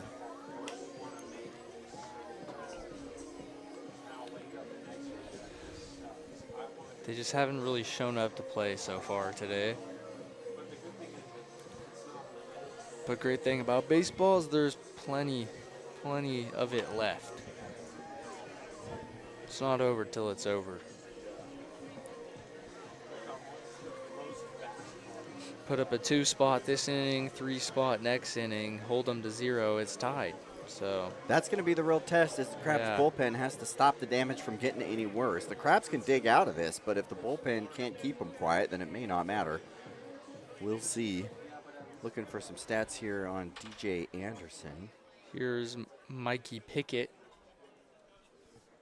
Fresno State University.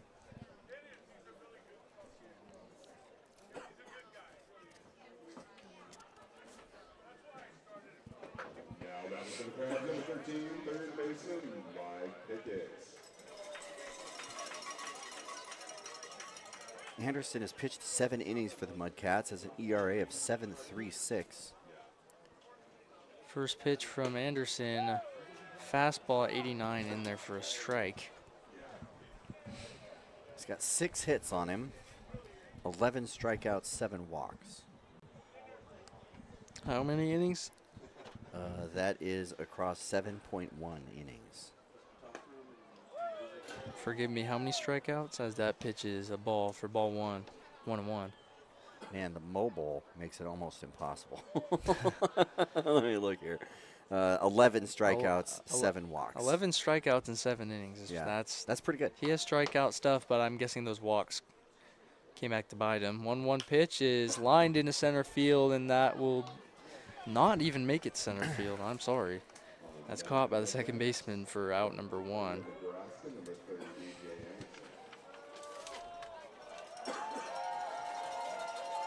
Looked a little harder than 53 off the bat. Yeah, didn't quite square that one up. Here's Jamie Mullen. He just announces that he's transferring to San Jose State from Sacramento State.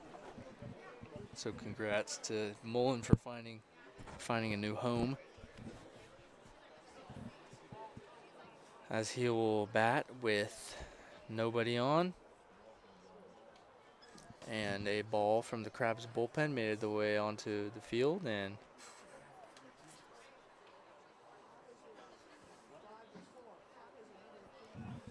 we had to pause for a second, but Anderson looks in, and Mullen's looking right back at him. First pitch from Anderson, fastball high, ball 1 at 89. Anderson is 6'8", and Jamie Mullen is 6'4". Pretty tall matchup we got right here. Yeah, it's 12 feet of baseball player between them. The 1-0 is absolutely crushed down the left field line and over by the dumpsters, out of play. That was 98 off the bat, and it is 1-1. 6'8" looks tall, and then he gets up on the bump out there, which just makes him Yeah. even taller. And then he's bearing down on you with a fastball. Like, I don't know, man. Being 6'8" will make your 89 look like 93. Right. Yeah. Well, and I feel like with a good stride, you can get a couple extra inches closer to home plate. Give him that much less time yeah. to see the ball. Anderson winds and throws, and that one is high for ball 2. Doesn't seem to have an especially big stride, Anderson, but he's an imposing player. Anderson throwing from just the stretch. And when he gets in his stretch, he almost turns his body all the way towards center field. Picks up his legs and throws. And that's called a strike. Just up, but No. no. No. No. 2-2 the count to Mullen.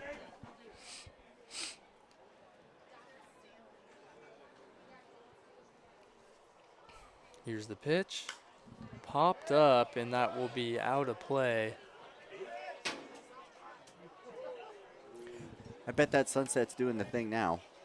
If you get a chance, you should take a peek out the window. It looks like it's just spectacular over there.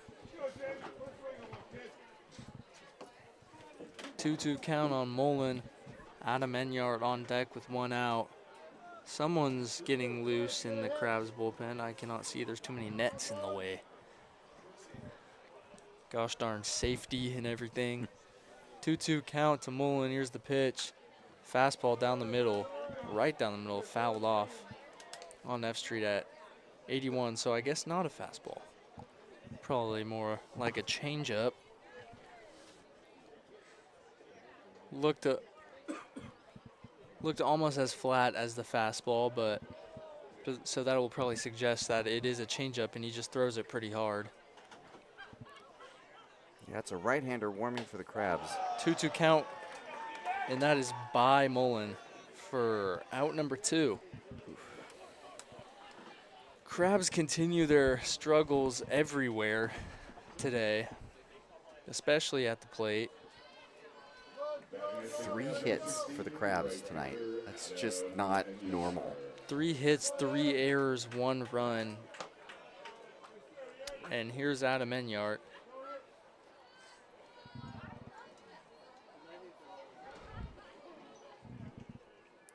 Pitch from Anderson is in the dirt for ball 1.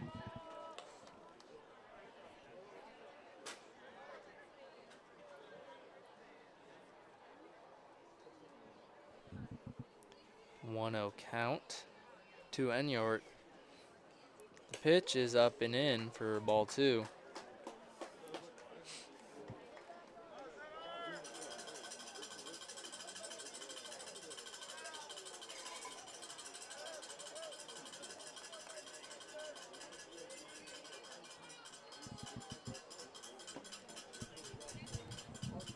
Here's the 2-0 to Enyart in there for strike 1. Very, very, very close. Just, I mean. You can keep zooming, Finn. That ain't a strike. I mean, there's a little bit of pixelation on the corner there. 2-1 count. Enyart swung on and popped up.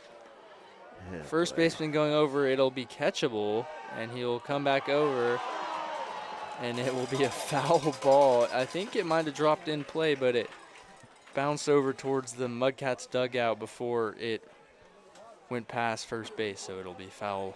The first baseman took a really circuitous route to get there. It was like a big circle, and when he came back to try to make the catch on it, he was moving towards the base path where Enyart was coming. So it was like, Yeah. might have just gotten a little distracted there when the time came to try to make a clutch on that. So 2's on the scoreboard. 2-2, 2 outs to Adam Enyart. Let's go 16. Crabs just need something.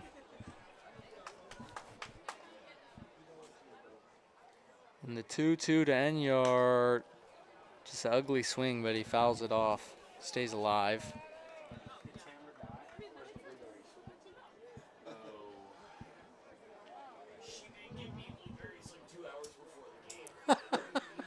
So Liam ate all of our blueberries from from the Crabs Queen, Tamara. Look, if there were anything that could cause a mutiny here in the Blue Lake Casino radio booth, that might be it. We share those blueberries. Here's the 2-2 pitch. Enyart pops it up into center field. Center fielder coming in, shortstop going out. Center fielder will get under it and make the catch. Crabs go down quietly again. It is 6-1 Mudcats. Crabs have 3 hits and 3 errors. Mudcats have 8 hits and no errors. And you're listening to, you got a good adjective here? It's still demoralizing. Yeah, just demoralizing Crabs baseball, 107.3 FM.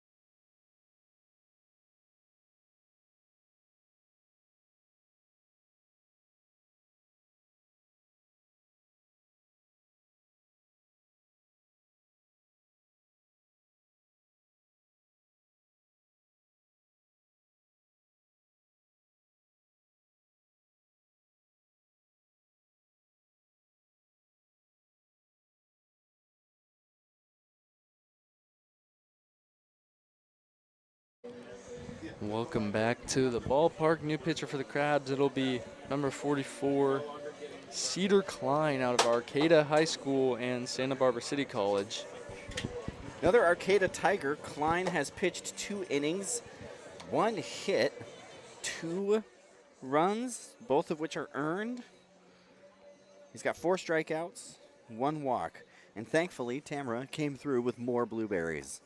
So violence has been avoided in the Blue Lake Casino radio booth. They're that good. These blueberries are incredible. They're extremely good. They're yard blueberries, from what I've been told. I've also heard the Arcata yard bear is back. I don't know if Tamara lives in Arcata or not, but there's been a bear roaming around. We had it in our backyard a couple months ago.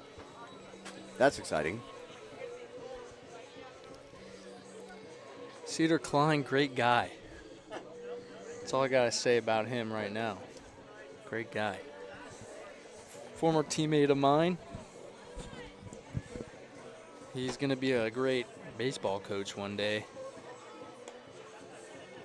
2023, we had a great playoff run, Arcata High School, and the whole playoff run, he would print out spreadsheets or spray charts of the other team's hitters and stats and make a scouting report. And that's smart. We won a lot of games thanks to Cedar pitching and just aggregating that information is huge. It's very. It takes a long time, but once you have it and you can look at it all at once, that's meaningful. Purple sky. It'll be Garcia. First pitch from Cedar, fouled off on F Street.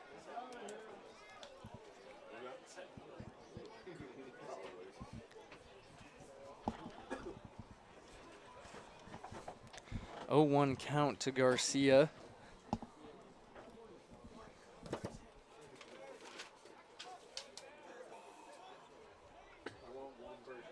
Garcia's 2 for 2 tonight with a walk.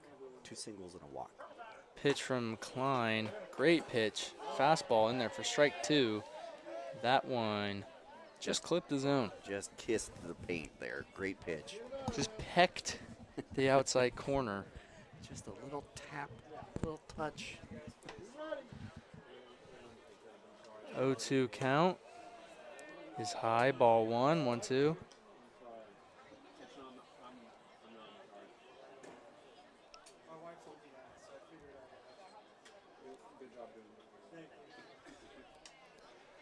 One-two count to Garcia.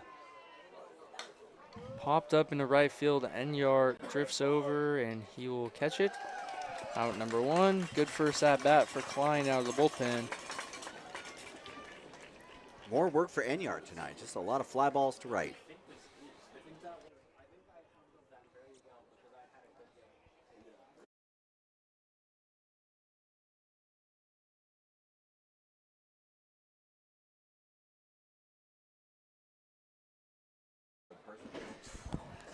So here's Goldenberg, the catcher.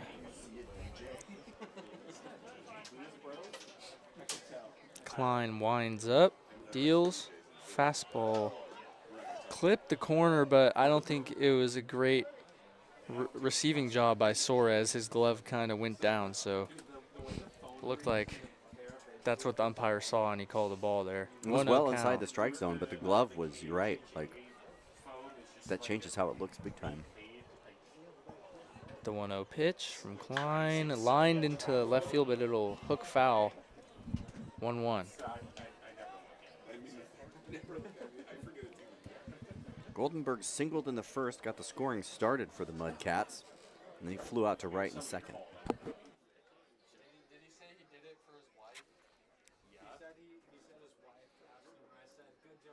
Here's the 1-1. That's in the dirt outside.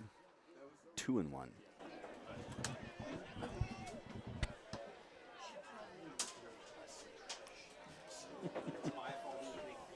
Mason on deck, Bartram in the hole.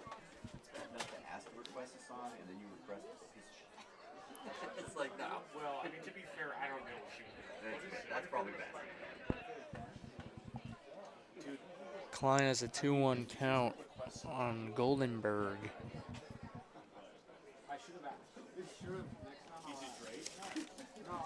Goldenberg from Kansas Wesleyan. 2-1 count. Popped up, and Chapman gets under it. Mullen gets under it. It'll be Mullen. He drifts over at the last second and makes the catch for out number 2. So good work from Klein getting 2 outs out of the bullpen. And here's Mason Kelly. It'll be a pinch hitter number 28. It'll be Gilbert Roth from Santa Clara.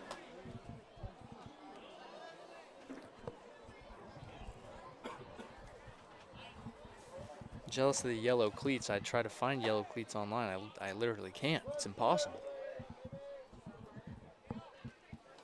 First pitch from Klein is hit pretty high and deep into left center. Osborne will call off Harrington, and he'll make the catch, and we'll head to the bottom of the 6th. Crabs still trail 6-1, but Klein with great work out of the bullpen there. You're listening to Demoralizing Crabs Baseball 107.3 FM.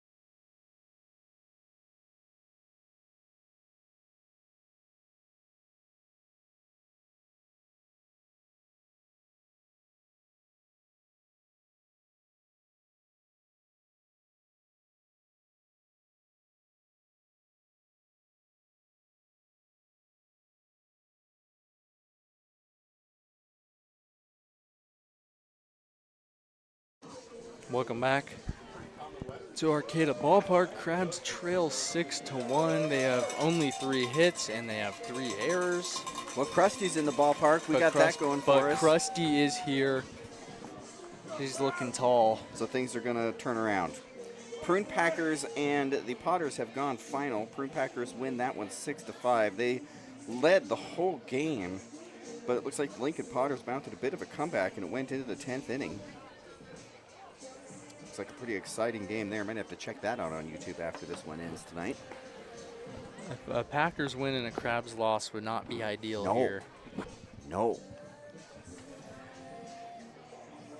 It was neat seeing the Crabs at the top of the Pacific Empire League standings, and I said it when it happened that it wasn't going to last very long, but I was hoping it would last a little longer than that. A couple of wins against these Mudcats could help us stay in that conversation, especially with the Prune Packers playing the Potters, who are typically a pretty stand-up team. It'll be Vandenbrink, Osborne, and Suarez, 5, 6, and 7. DJ Anderson still out there. All 6'8", 250 of DJ Anderson still out there. He didn't leave any of it in the dugout. Yeah, no.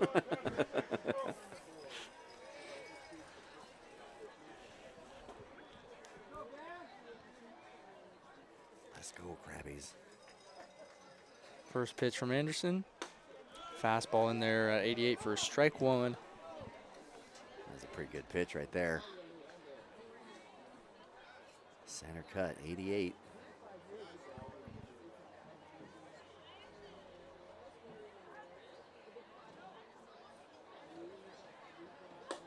Oof. That one was up and in. Vandenbrink has a 1-1 count. Vandenbrink flew out in the first and was hit by a pitch in the third. As Anderson takes a second. Ryan Vandenbrink, also a very large human being, 6'1", 242. The 1-1 pitch almost hits Vandenbrink again. He's not very happy.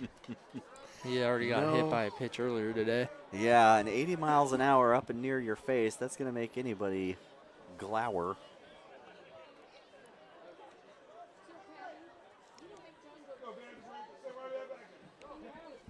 Two-one count to Vandenbrink. Swung on a miss, high fastball. Vandenbrink just committed to New Mexico State, transferring from Oregon State. Had to look that one up. I knew he was in the portal. I didn't know if he had picked a new team yet, but it'll be New Mexico State. So 2-2 count to Vandenbrink. Here's the pitch, and that one is skied into right field. Right fielder going over foul territory, but he will not catch it. I think the home plate area and the bullpen over there kind of deterred him from diving. Yeah, it also kind of I would imagine would slow up your stride just a little bit. Like peripherally, that's the only look at the ground that you get. And if you see any deviation at all, you just want to be careful out there. Yeah. Can't lose track of the ball in the sky, but you can't look at the ground either. The 2-2 from Anderson, breaking ball outside. It'll get by the catcher, but no one's on base, so it doesn't matter. 3-2.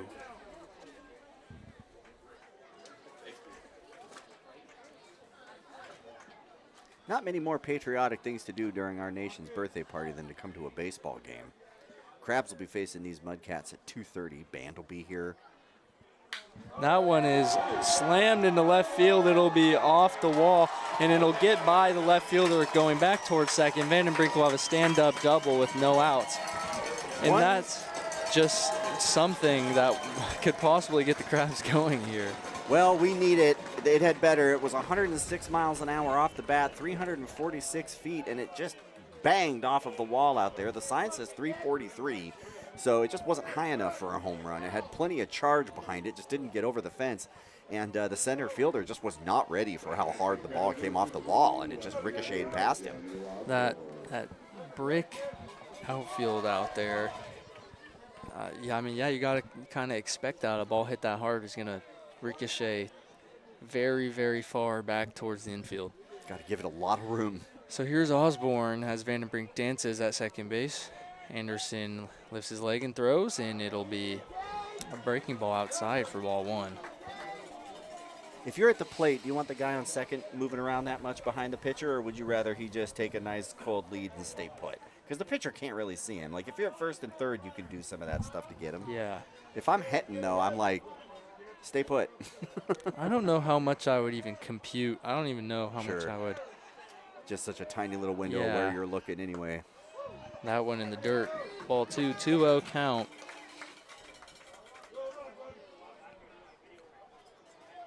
Last time I stood at home plate with a bat on my shoulder would have been like 1991, so I would have no idea.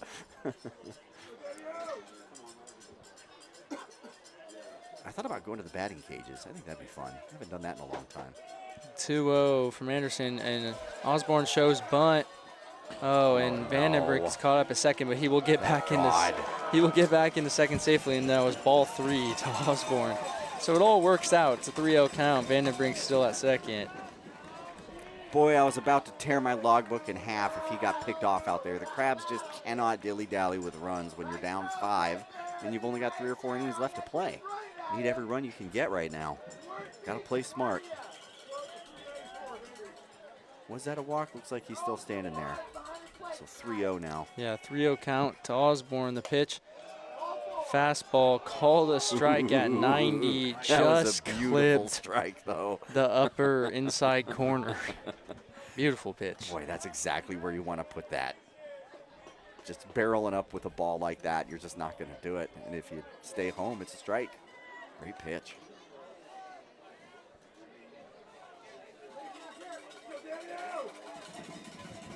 So the 3-1 pitch to Daniel Osborne is swung on and fouled on the F Street. So 3-2. That one 88 miles an hour. Let's go 1-5. Daniel Osborne from Fortuna and Shasta College in Reading has had a great year. And the local boy. I believe he's a junior, isn't he? Yeah, I think he's going into his junior season. The 3-2 up and in. Ball 4, so the Crabs are runners on first and second, no outs. Can they keep this momentum going with a great hitter, Kavana Soares, up at the plate? It's a real pivot point in this ball game. The Crabs have the capacity to come back and even go ahead. So it's either going to be a big comeback or it's going to be just more heartbreak for Crabs fans. Only one way to find out what's next. Wait and see. Fans want it here in the ballpark. They're coming alive. The energy is increasing. Anderson gets set. Kavana Soares rocking his bat back and forth. Soares First pitch. Breaking ball outside and low for ball 1. Mudcats do have some action going down in their bullpen over there. Got a right-hander up and moving. Soares is a .426 hitter. He's got 4 doubles, a triple, and 2 home runs with 19 RBI this year. The 1-0 pitch. Fastball in there, strike 1. Outside corner.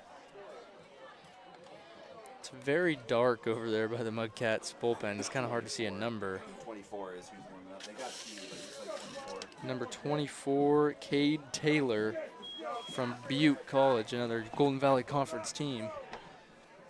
And that pitch does not count because Cade Taylor threw a baseball onto the field.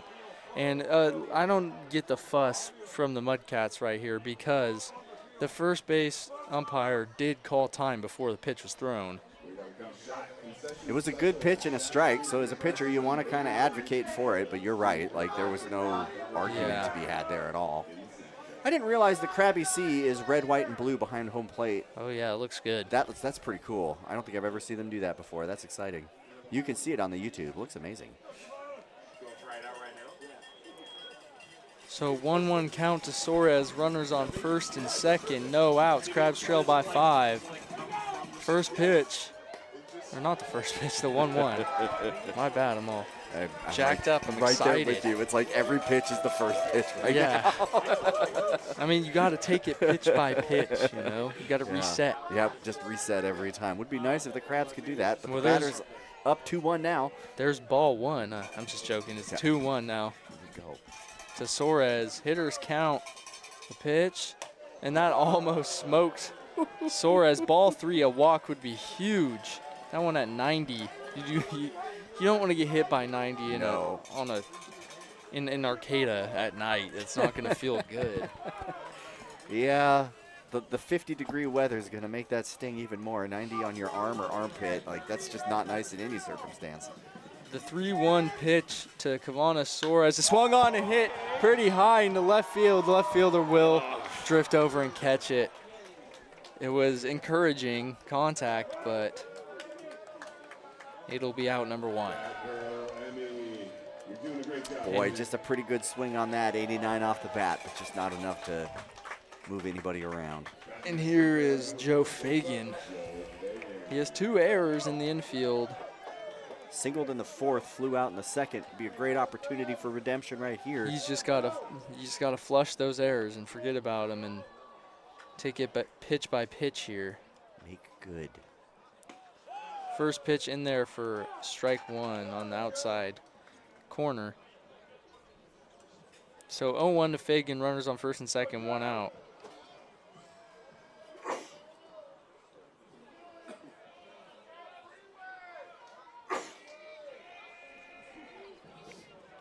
Oh, 1 count to Fagan, takes strike number 2 in the lower part of the zone. Really can't squander these opportunities if you're Humboldt. Need to put bat on ball here. So an 0-2 count to Fagan with 1 out. Anderson lifts his leg and throws, and that hits Fagan square on the back at 90. So someone did get hit by 90 in 50-degree weather, and yeah, he looks like he's in some pain. You could hear it, like that was loud contact off of his body. Hope he's okay. He's trotting on down to first there, but gets a little fist bump from the first plate, the first base coach.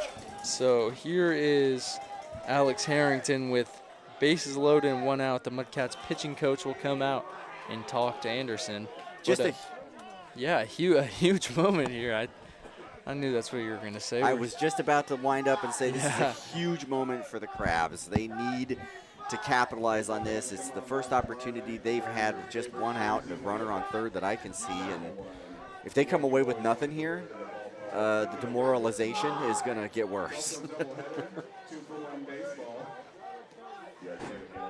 So Harrington is up with bases loaded on deck. It's the top of the order. Chapman, 1 out.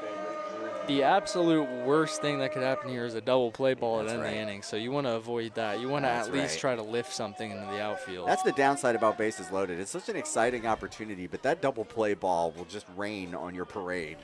And here it would get him out of an inning with nothing to show for it. So the thought of a double play just looms. Yeah, maybe we should change the subject. Yeah, let's not manifest that. Let's not put that into the universe here. Alex Harrington can score a bunch of runs with a hit. And that's what's going to happen, hopefully. I'm not going to say for sure because, announcer jinx and all that. Right. First pitch to Harrington, swung on and missed. Ooh, he was swinging first pitch, 88, up and inside. Fastball right by him, up in the zone. Yeah, it was right in the center of the zone, at the top. Great first pitch. So 0-1, 1 out, bases loaded for the center fielder, Harrington. That pitch up and out, ball 1. This is agonizing.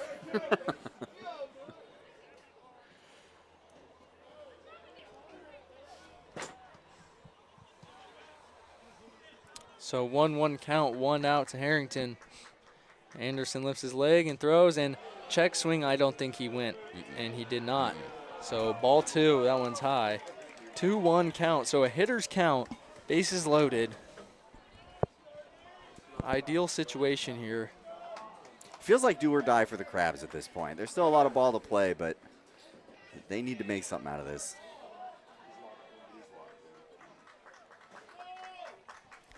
Two-one pitch to Harrington, swung on and missed for strike 2.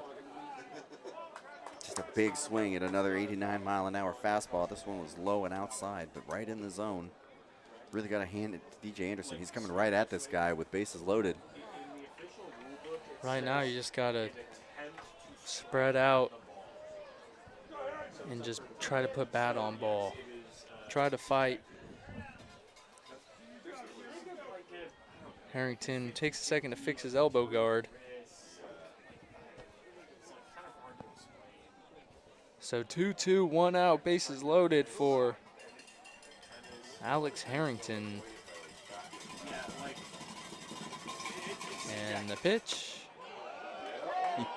Up and out, ball 3. I mean, that was a clear ball, but it's still just a stone-cold take, man. When there's 2 strikes like that, bases loaded, like just not coming unglued there, that's the sign of a disciplined ball player. Fans want it. A full count, 1 out, bases loaded for Harrington. A ball would walk in and run. And the pitch fouled off on F Street. So he'll see another 3-2 right here. Boy, they're pulling teeth here at the Arcata Ballpark right now. Very stressful moment for Crabs fans and Crabs players and Crabs coaches. They still trail 6-1, bases loaded, full count, 1 out. Alex Harrington in the righty's batter's box. Anderson lifts his leg and throws, swung on and missed, strike 3, just a fastball, literally right down the middle. Just piped him. Full count, bases loaded. DJ Anderson knocks on the front door and sends him back to the dugout. Brutal. So here's Manoah Chapman, bases loaded, 2 outs. Let's go, Manoah. And it kind of feels like he's due. It feels like he's due, and it feels like this needs to be a hit for the Crabs. First pitch to Chapman, swung on and popped up into right field. The right fielder coming in, and it'll be foul. Just grateful that's not an out. You kind of get the feeling here that if the Crabs don't capitalize and score a few runs, they just won't. It really does feel that way. It feels like a huge turning point. And again, there's plenty of baseball left. But coming away with nothing here, that would just be huge for the Mudcats and just backbreaking for the Crabs. You know, Harrington got a lot of fastballs in the zone. He just couldn't catch up to any of them. Yeah, again, this pitcher is coming right at him, not intimidated at all. Doing his job. So here is Chapman with the 0-1 count. The pitch swung on and hit into right center. The right fielder going back, and he will make the catch. Out number 3. Jesus. Crabs do not capitalize on a bases loaded 1-out situation. And it kind of feels like that's the nail in the coffin here, but there is still a good amount of baseball left. And stay tuned, because Aaron will take you the rest of the way. You're listening to Melancholy Crabs Baseball 107.3 FM.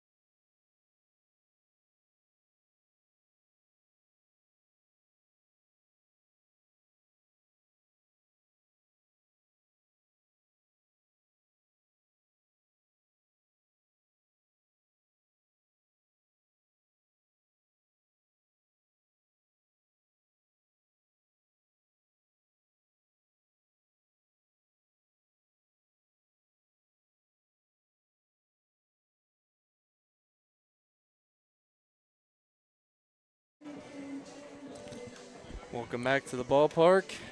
6-1 Mudcats, and it's looking bleak for the crustaceans here. And here's Aaron to take you the rest of the way.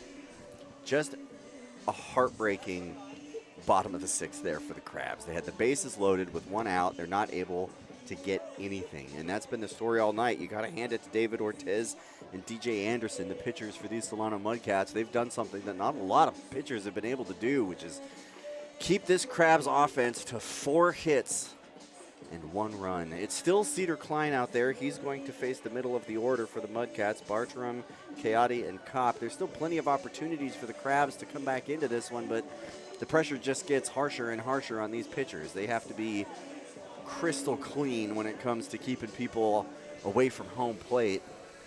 Otherwise, it just gets totally out of reach. So that's going to bring in number 22 now. They've already pinch hit for... Oh, no, this is still Bartram. All right, so Derek Bartram steps in now. He has struck out once, hit once, and was out 6-3. So 6-1, top of the 7th.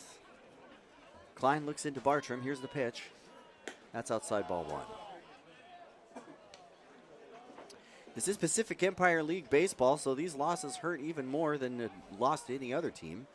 And if you're the Mudcats, you just feel really good taking on one of the top teams in the league in their own home. Here's the 1-0. That's a checked swing, and he's going to call that a strike. So 1-1 now to Bartram.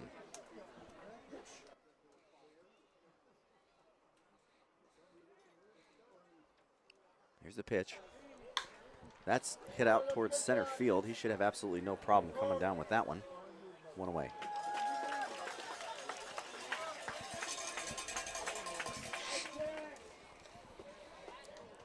So it was 1 in the first, 2 in the second, and 3 in the third for the Mudcats. The Crabs plated 1 in the first, and after that it's been goose eggs. 6-1. Crabs trailing big, I think for the first time all year. Could be wrong. The Potters ran away with a couple. That was in Lincoln. That was different. First time at home. So here's the first pitch to Coyote. He takes that for a strike. We lost to the Stockton Pearls. We did lose to the Stockton Pearls. There have been some close games in the ballpark. It's just tough to see the Crabs trail. Here's the 0-1. That's slapped over to the third baseman. He bobbles that, but is able to get it up and throw, but that gets away from the bag. So more errors, more runners on for the Mudcats. 4 errors for the Humboldt Crabs. Just eating them alive right now. The left side of the Crabs infield have all 4. Pickett and Fagan each have 2. Yeah, E5, E6, E5, yep, there it is. You're right. Rough. So 1 out, 1 on. That brings in Teo Kopp.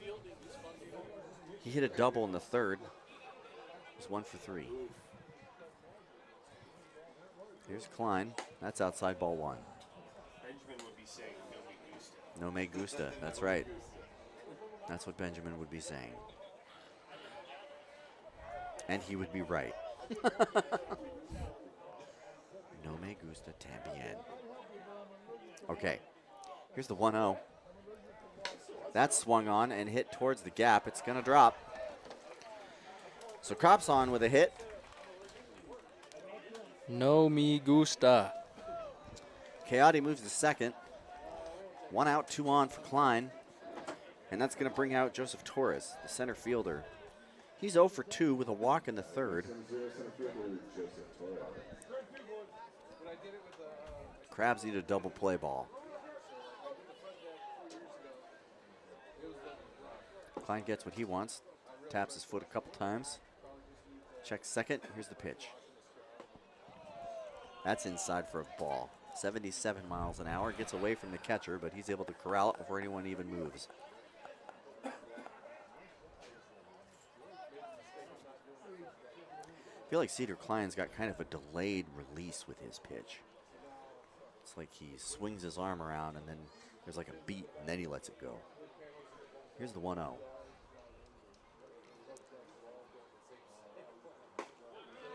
That's a great pitch. 83 miles an hour right down the center of the plate. 1-1 now. That's Coyote out there on second. Kopp stands at first. Coyote reached on an error. Kopp with a hit. Torres waits for Klein, who checks second. Here's the pitch. That's fouled straight back. 1-2.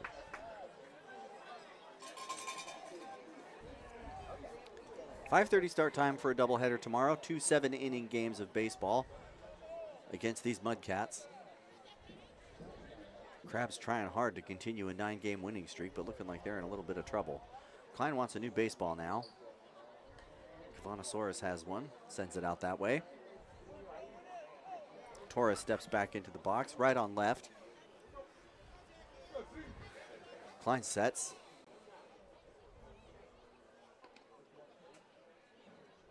Here's the pitch. Taken outside, ball 2. 2-2. It's been a pretty quiet night for the Arcata faithful here in the stadium, but they came alive last inning. Everyone is just aching for the Crabs to get into this one. As soon as I see you, I'm just like microphone. So here's the 2-2. 1 out, runners on first and second. That's inside for a ball. Count's going to go full.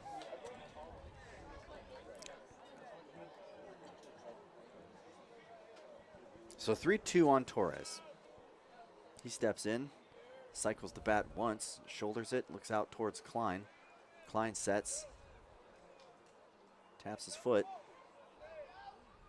kicks and fires. Big swing, strike 3. So Torres heads on back to the dugout there. That's going to make it 2 outs. We're back to the top of the order for the Mudcats. This is Ben Kennedy. He struck out twice, walked in the second.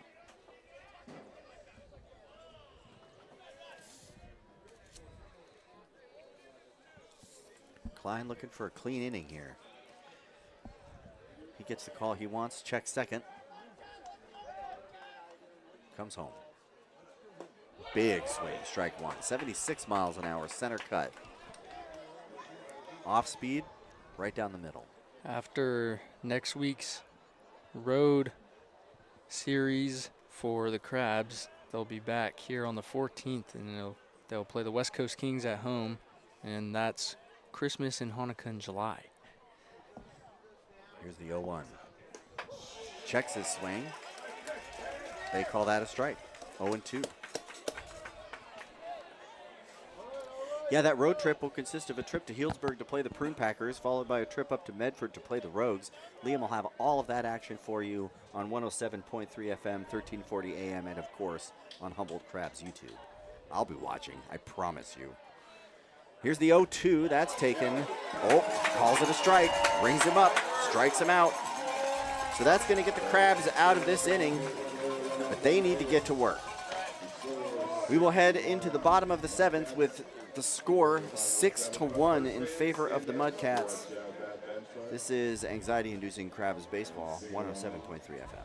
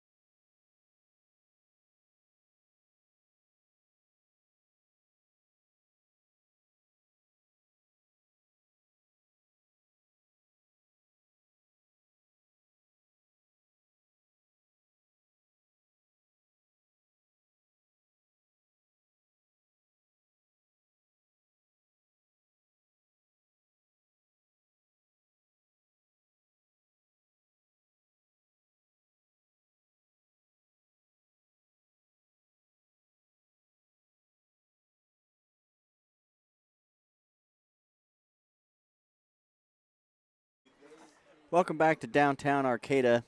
The Humboldt Crabs trail the Solano Mudcats by a score of 6-1. Looks like we have a new pitcher out there on the mound for the Mudcats. Number 24 is Cade Taylor. Would help if I wrote his name on the proper line. He's definitely not pitching for the Crabs. So number 24, Cade Taylor, out there on the mound for the Mudcats. He takes over for DJ Andrews, who came on in relief of David Ortez. Just an absolute treat to be calling Crabs baseball for you this evening. I'm up here in the Blue Lake Casino radio booth with the Warner fellas. That's Liam and Finn and Tim Warner. Jack Sparks is up here keeping the scoreboard square. Just our pleasure to bring you Crabs baseball wherever you may be listening. Thank you for joining us. So meaningful couple innings here for the Humboldt Crabs. They're currently second place in the Pacific Empire League, and if they're not playing the Lincoln Potters or the Healdsburg Prune Packers, then the losses are really going to hurt because you expect the Prune Packers and the Potters to beat these teams. I do think both teams have been upset. I think the Prune Packers have lost a league game already this year, as have the Potters. But it's just a tight spot for these Crabs. They're playing from behind, league play. They got to get to work. It's going to be the top of the order. Turn my page back over now that I have the pitcher on the right spot. It's going to be Mikey Pickett, Jamie Mullen, and Adam Enyart. Facing Cade Taylor, the new pitcher for the Solano Mudcats. Hopefully they can get into this guy. So Mikey Pickett steps up. He's 1 for 2, singled in the first, walked in the third, popped out in the fifth. Shout out Redwood News reporter John Farley. He's listening. He informed me. Very cool. There's some great coverage of the Crabs here on the North Coast. It makes me happy to get lots of different takes on how they're doing, and just love the coverage that they get. Keep up the good work. So here's Mikey Pickett, right-handed batter. Crabs got to get to work. Here's the first pitch. That's a big swing for a strike. He was chasing that one 86 miles an hour up and outside the zone. Sun has set. Can't see cloud nor stars. My guess is there's quite a few clouds up over our head. Here's the 0-1. Big swing, strike two. Chasing again. So Pickett in a hole. 0-2. Nobody out.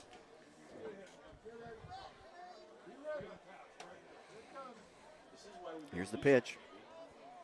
Takes that one in the dirt, ball one. Crabs had a great opportunity in the sixth. Had all sorts of activity on the bases and weren't able to get anything to show for it. It's time to buckle down. So 1-2 to Pickett. Taylor gets what he wants. Kicks and fires. That's outside ball two. So the count's even, 2-2 for Pickett. Getting back into this one. Chased the first two strikes and now is able to get the count even. Taylor has what he wants. Here's the kick and the pitch. That's a tough take, but it's a ball. Ooh, stone cold take by Pickett there. That one definitely could have gone either way. He's called closer than that as a strike, but that was 77 outside the strike zone. It was a true ball. So Pickett's gone from 0-2 to a full count.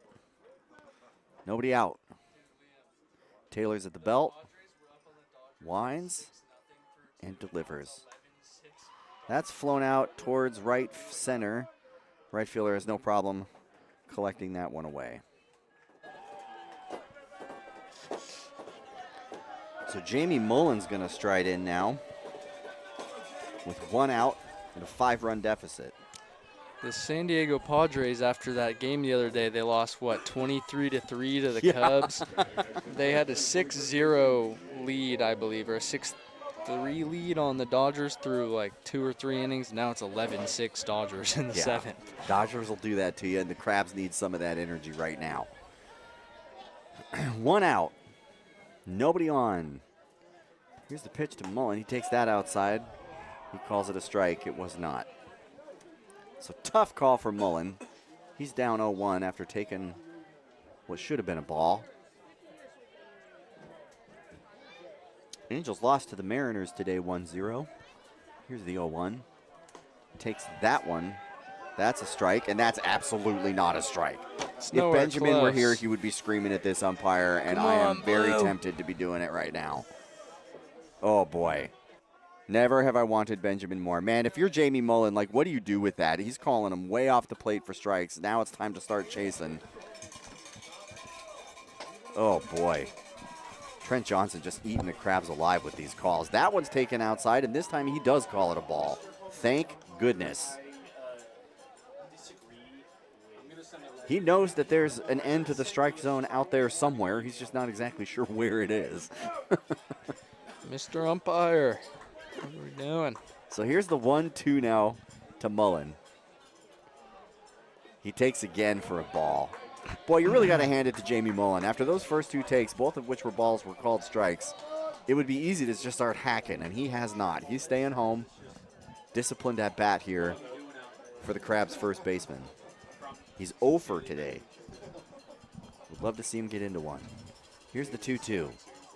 Swings on that one, and that's just a lazy fly ball out towards center field. He's going back, but he lost it. And then he dives, and it rolls out towards the field. Mullen rounds second. It hits the cutoff. The throw's going to third, and it is too late. Mullen is standing over there on third base. The ball gets away, and now they're sending him home. So will be interesting to see how they score that. Sorry. So they're calling it a triple E6. A triple and then an error. That was, I mean, it kind of just looked like a normal fly ball and it kept carrying. It really did. Like, I called it as a pretty lazy ball, and it was, but it looks like he might have kind of lost the trajectory of it, maybe in the sky. He kind of took a weird angle on it at the very end there and was just not able to collect it. So, big break for the Crabs, but unfortunately nobody on when that happened. That would have really, really helped the Crabs last inning to have a hit like that. Yeah. Instead, it's 6-2 now, and Adam Enyart strides in, trying to keep the Crabs alive. He takes the first pitch outside for a ball. Umpire wisely calls it a ball. 1-0. Hopefully the start of the comeback that the Crabs need. Either way, Crabby hitters have to stay smart. Here's the 1-0. Enyart watches that go way outside. 2-0 now.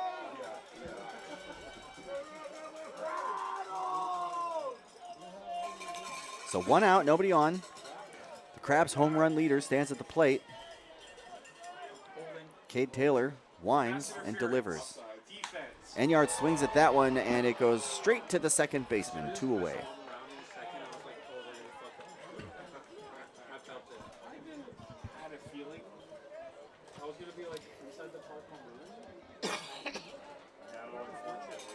Exciting to see the Crabs get something going here, but it's going to take more than this, and they are running out of time.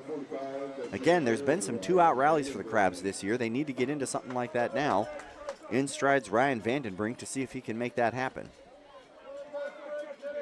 Vandenbrink is 1 for 2 today, and he was hit by a pitch.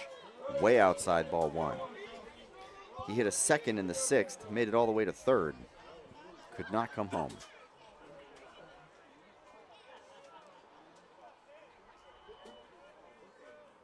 So Taylor delivers the 1-0. That's taken outside, ball 2. Seems like Taylor's having a hard time. He just keeps wafting them outside. The catcher's collecting a bunch of balls in the dirt right now. The Crabs wisely staying home when that happens. Here's the 2-0. That's swung on and dribbled out towards first. Should be no trouble at all for the first baseman. So the Crabs are going to go, but not before they plate 1. So it is 6 runs, 9 hits, 1 error for the Mudcats, 2 runs, 5 hits, 4 errors for the Humboldt Crabs. This is Unfortunate Crabs Baseball on ESPN 107.3 FM.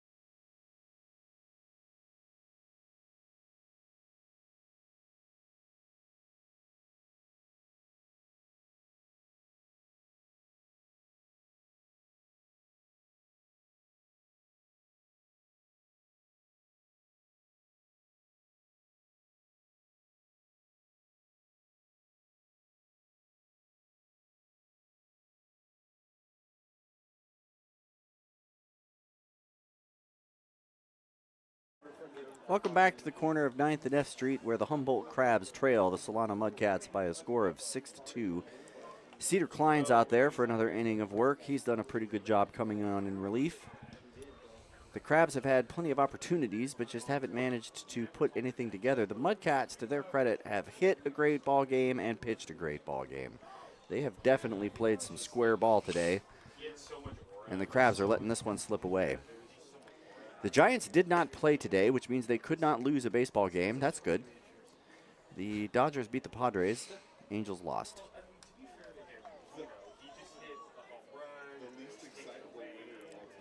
So Klein is going to face the top of the order for the Mudcats. Crudo, Garcia, and Goldenberg. Tyler Crudo is 2 for 4 today. Doubled in the first, singled in the second, reached E5 in the third, flew out to center in the 5th. So he's had a pretty productive day. Hopefully Klein can keep him quiet here. Here's the first pitch to start the 8th inning. That's swung on right away and sent out into center field. Center fielder's going back, makes the catch. Great play by Alex Harrington out there. He broke in at first, but realized that the ball was hit pretty hard, and he had to run back and catch it over his head. Yeah, he definitely thought, as I did, that one was going to drop in front of him, but then he had to kind of change direction and go back and kind of made an over-the-shoulder catch out there in center field. Needed it. So Maximiliano Garcia is going to step in. He is 2 for 3. 2 singles and a walk. And he flew out to right field. So Klein toes the rubber. Has the pitch call he wants. Here's the kick and the pitch. That's outside ball 1.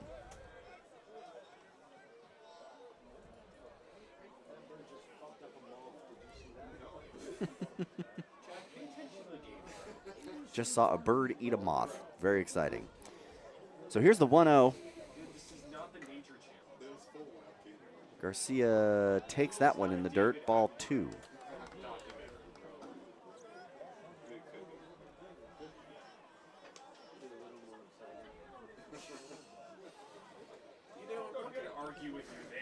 One out, nobody on.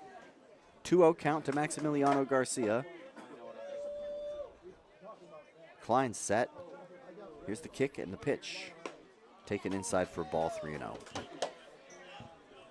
Just need strikes at this point. It's true. I mean, you always just need strikes, but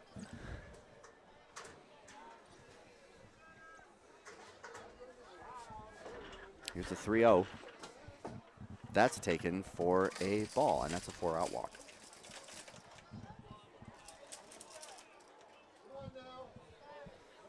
So Goldenberg's going to come on now with 1 runner on and 1 away. Zach Goldenberg hit a single in the first. He's 1 for 3 today.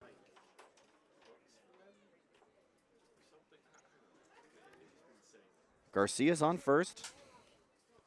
Cedar Klein looks in. Shakes off the first call. Now he got what he wants. Checks first base. Sets. Here's the pitch. Swings on that one, and it is foul. Over by the Crabs bullpen.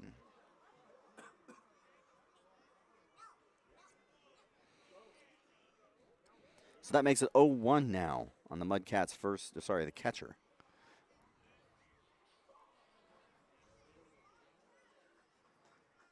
Checks first. Klein sets. Here's the 0-1. That's outside ball 1. Gets away from Kavanasaurus, but he's able to keep it in front of him, so the runner stays put. Just a tough night for the Crabs. Bunch of errors have cost them pretty dearly. 4 errors, a lot on the left side of the infield, as Finn pointed out. And the bats just not showing up when they need to.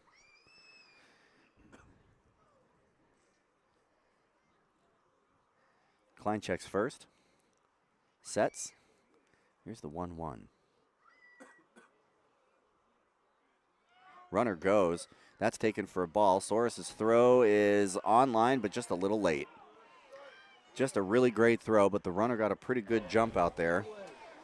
So that's going to take the double play ball out of contention as Maximiliano Garcia makes his way to second with a stolen base.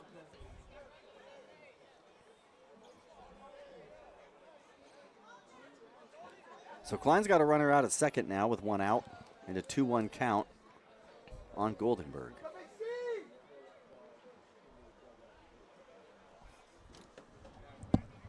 Here's the pitch. That is shot out towards right field, and Enyart should have no trouble making that catch. He does. Then he drops it. The runner has to tag. They're calling it out, and the runner tags, so he stays put.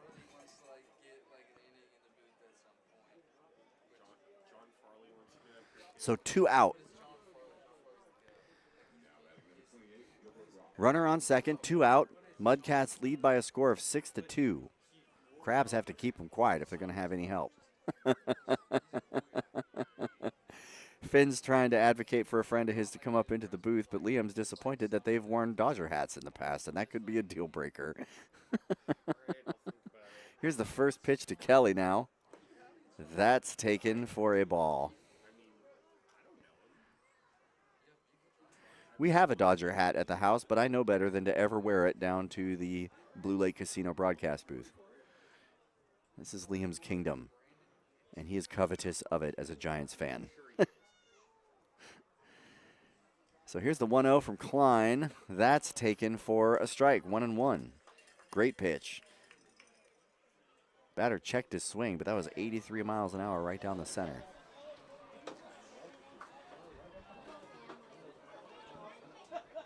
Crabs need this out. Here's the 1-1. Checks his swing again. That's outside for a ball. 2-1 now.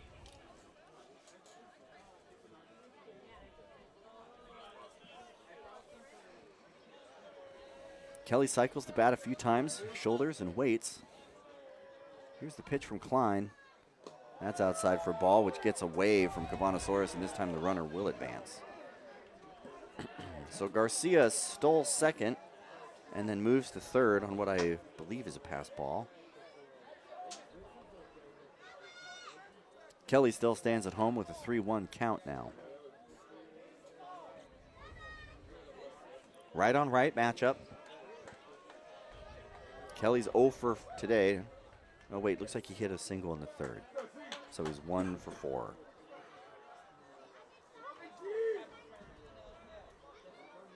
Klein comes home with the 3-1. And it's swung on and fouled behind us towards F Street.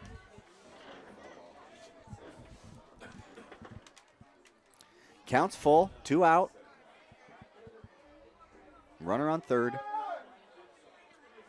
Klein gets the call he wants, taps his foot a couple times. He's at the belt. Winds and pitches. That's taken for a ball. He's going to walk to first. That clipped the zone. That absolutely clipped the zone. Umpire's just eating the crabs up tonight. He's getting a little bit of information from Cavanosaurus down there because that was definitely a great pitch, and that should have punched Klein out of this inning. Instead, he's going to have to face a brand new batter. This is Derek Bartram now coming out. Do what he can to try to keep these Mudcats off the board. Looks like Cavanosaurus, well, it looked like he was going to head out there, but now he's coming back. Just a couple little hand signals for the infield.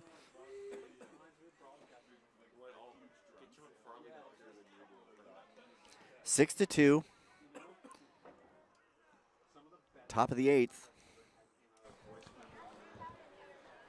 Here's the first pitch to Bartram. He swings on that one just off the tip of his glove. Strike 1. Sorry, tip of his bat into the catcher's glove. Strike 1. Just clipped that one. Got him chasing high and outside. Here's the 0-1. That's taken outside for a ball. Called strike. Calls it a strike. It did clip the zone. He takes his time calling these, and that was an outstanding strike. Thankfully, he gave it to us this time. So 0-2 now.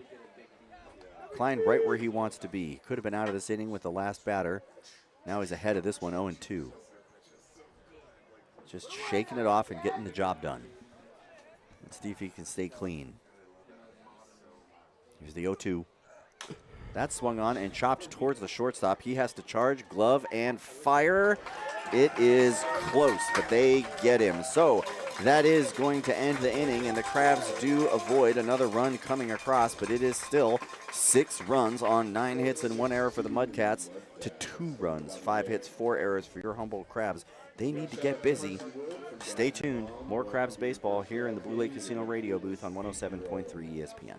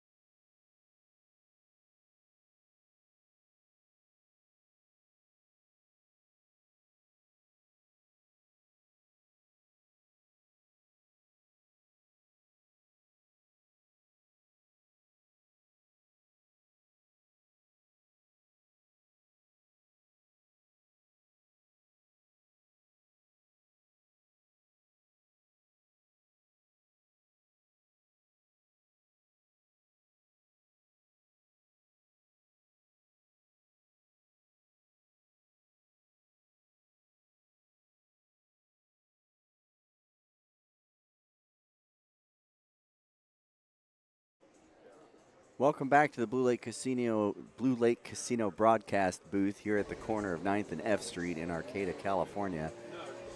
The score is 6-2 Mudcats. Crabs have 6 outs to work with before they chalk their first loss since June 18th when they played the Lincoln Potters. That would drop the Crabs to 23-4 overall and 7-3 in the Pacific Empire League Conference. They would stay more or less where they were in the standings. Just makes it that much harder to win any potential tiebreaker that they may have with the Lincoln Potters later in the season. Looks like we could have a new pitcher out there. Might be mistaken.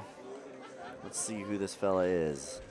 He's going to have to throw another ball for me to see the back of his jersey. Mudcats don't have any numbers on the front. I think it's still 24. It's still 24, Yeah. yeah. Okay, good. Still just warming up out there. So it's going to be Cade Taylor back out there for the Mudcats, and he's going to face the bottom of the order. It's Osborne, Soros, and Fagan at 6, 7, 8. Daniel Osborne steps in. He's 0 for today. He did walk in the 6th inning. Crabs had the bases loaded in that 6th inning with 1 out and came away with a goose egg. They scored 1 in the 1st and 1 in the 7th. Here we are now in the bottom of the 8th.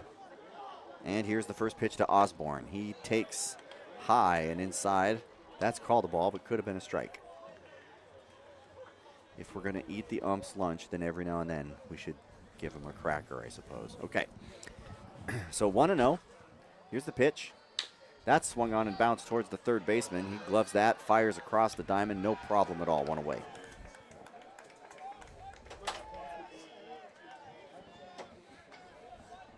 So Kavanasaurus is going to step in today. He's uncharacteristically 0 for. Crabby catcher can get into him. Just hasn't been able to do so tonight. He's flown out to center, he's flown out to right, and he's flown out to third. So he's putting bat on ball, just not setting it where it needs to be. He steps in, right-handed batter, cycles the bat once, shoulders, and waits on Taylor. Here's the pitch. That's taken for a ball, 1-0. So 5:30 start time tomorrow for the doubleheader. Saturday, the game with the Mudcats will start at 2:30. That's the 4th of July. You'll want to get here early. Here's the 1-0. That's taken for a strike, 1-1. Mudcats' last game with these Crabs, the 5th game in 4 days, will take place on July 5th. The band will be here. That's Sunday. That game starts at 12:30. Just running out of weekends. 1, 2, like maybe 3 more Sundays left of Crabs baseball. Don't sleep on it. Here's the 1-1. That's taken for a ball. Benjamin has this story about how he runs into people that knows that he calls the Crabs game, and they're like, I have to go out and see a Crabs game, and it's like been over for a month at that point. People mistaken it with other baseball and think it just takes forever, but it's just a short season here on the North Coast. So here's the 2-1, and that is skied into the night air, but it's absolutely foul. It makes the freeway. So Soros continuing to put bat on ball, just not able to put it into play.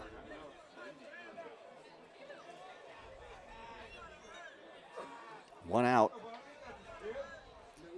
2-2 count. Soros waits at home. Taylor kicks and fires. That's swung on and sent towards F Street.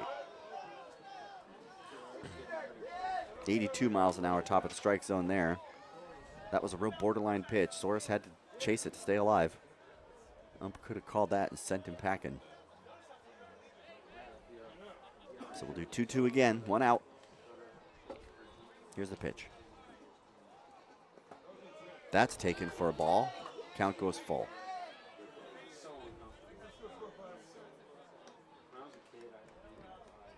So Fagan's on deck. He hit in the 4th. Soros is facing a full count with nobody on, 1 out.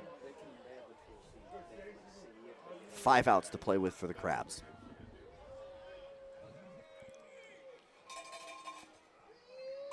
Here's the pitch.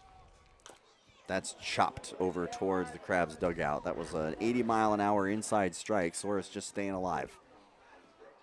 Battling out there. So Suarez re-velcros his gloves, taps home plate, cycles the bat, takes a practice swing, shoulders and waits. Here's the payoff pitch. That's fouled off towards F Street. We'll do it again.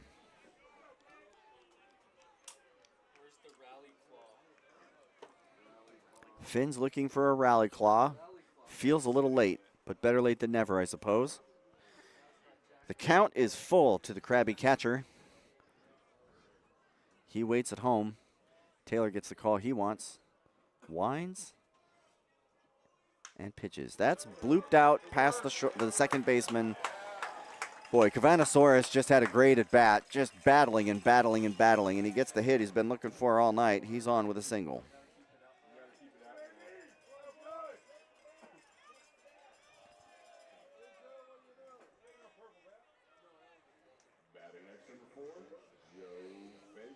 So Joe Fagan's going to step in now with Cavanasaurus standing over there on first base and 1 out.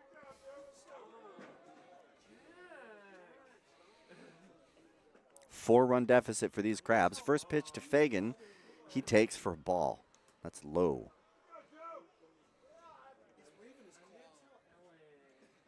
So Harrington's on deck. Top of the order in the hole, and Manoah Chapman throws over to first. That's safe. Crabbies are dangerous offensively. They can come alive. The Arcata faithful hoping they do that here.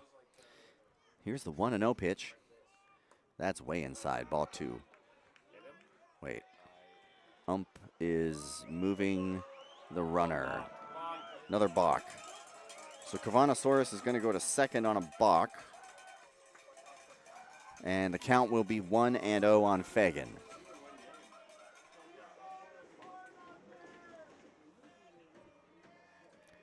So Fagan suddenly has a runner in scoring position. Double play ball taken out of consideration. Love that for the Crabs. Crab fans stomping their feet looking for a hit. Here's the pitch. Takes that one inside, and that's called a strike. It was not, but he calls it. It was close. It was close. It was respectable. We found the rally claw. Great news. 1-1. Pitcher looks out to second, comes home. That's taken for a ball in the dirt. Catcher's able to keep it close. 2-1 now on Fagan.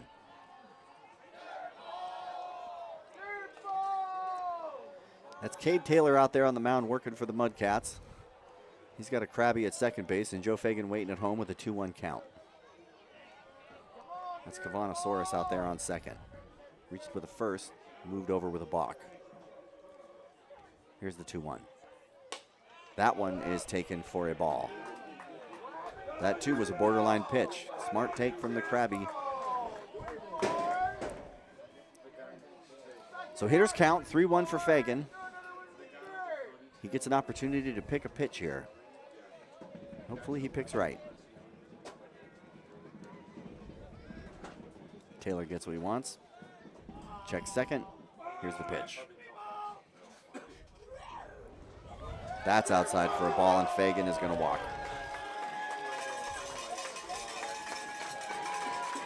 So the double play ball back into consideration, but the Crabs have 2 on with 1 out, trailing by 4. That's going to bring Alex Harrington, the center fielder, to the plate. He's walked in the second and struck out twice. Needs to get into one here.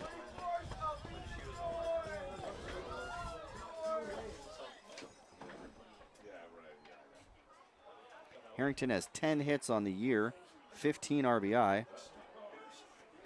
On base percentage is .424. He has not homered. If he were to homer here, it would be his first of the season, and it would be a huge lift for the Crabs. Taylor has the call he wants. He looks out towards second. Another look that way. Here's the pitch. That's bunted. It drops right down in front of the catcher. He throws over to first for the out, but it's going to move the runners. So it's a productive out, but it's an out nonetheless, and the Crabbies are now down 2 with runners in scoring position. It was a good bunt. Just dribbled right out in front of the catcher.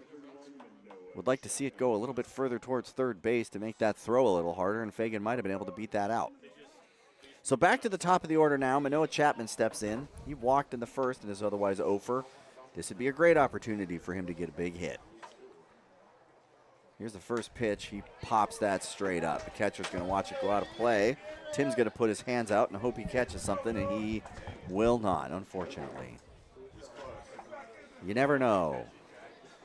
Put the claw out there. The foam Mid-City Motor World Crabs Collab Claw.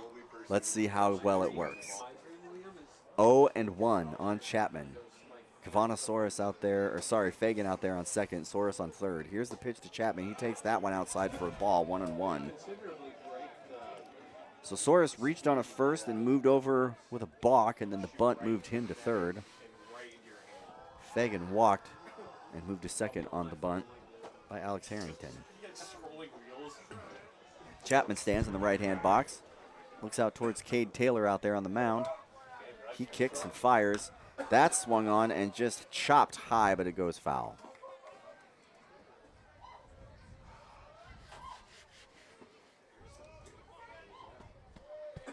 So we'll reset. Big pitch right here. Yeah, it's just getting tighter and tighter. The Mudcats so far have withstood a lot of pressure from the Crabs. They've had bases loaded with one out. They've had runners in scoring position at the beginning of the game, and the Crabs have very little to show for it. That has to change if the Crabs are going to have a chance tonight. Taylor shakes off the first call from his catcher. Now they're aligned. Here's the pitch. That is a check swing, and they appeal to first. He says he did not go. The catcher's upset. The catcher set up way outside for that pitch. Looks like they're trying to get Chapman to chase. I think that could have gone either way. Really could have. And I was leaning towards it going the other way. I was too. Yeah, I was gritting my teeth. 2's on the scoreboard here. 2 balls, 2 strikes, 2 out to Chapman. He slices at that one and fouls it straight back. He'll stay alive.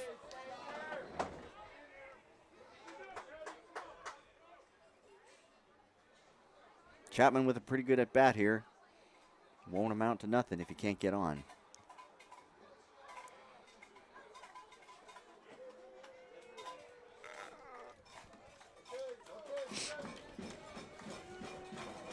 So Taylor gets the call he wants. He's at the belt. Takes a big breath, throws home. Chapman sends that one towards the judo hut. We'll do 2-2 again. Boy, Chapman just battling out there. Trying to make something happen.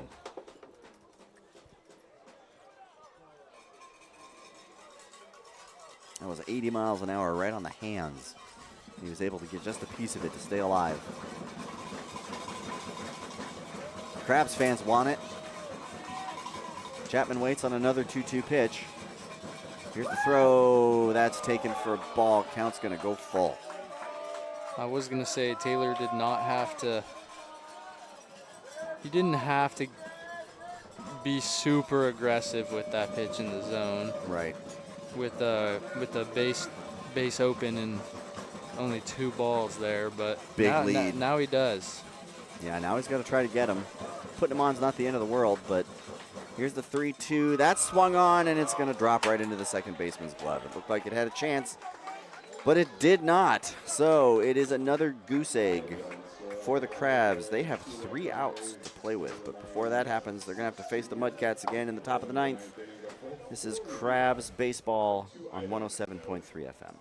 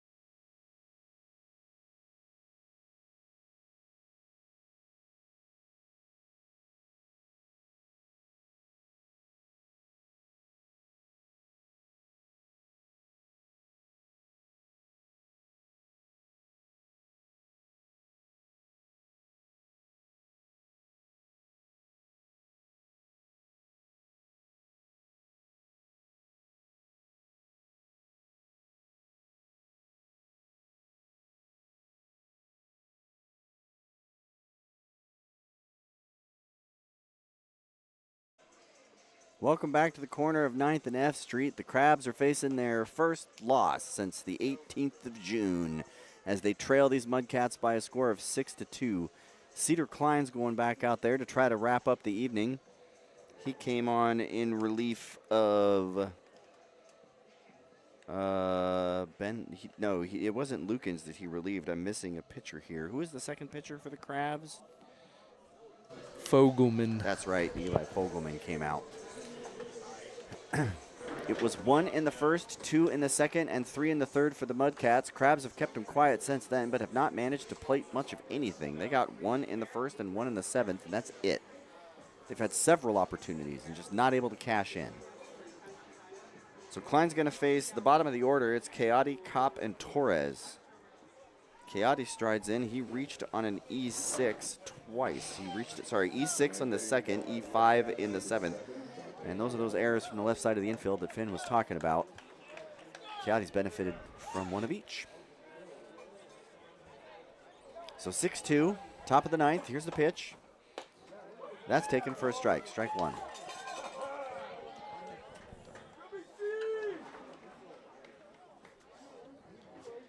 Boy, it's just been close but no cigar for the Crabs all night.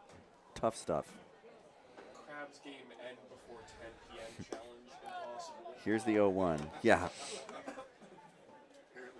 Yeah, Liam's challenge is for a Crabs game to end before 10 p.m. With a doubleheader tomorrow, I don't like his odds. I'll be sitting right here, so we'll see. 14 innings. Here's the 1-1. 14 innings, hopefully.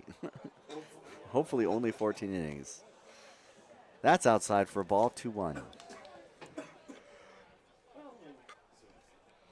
Hopefully the professor will be back in the booth tomorrow. Hope he's feeling better. Had a lot of people worried about him.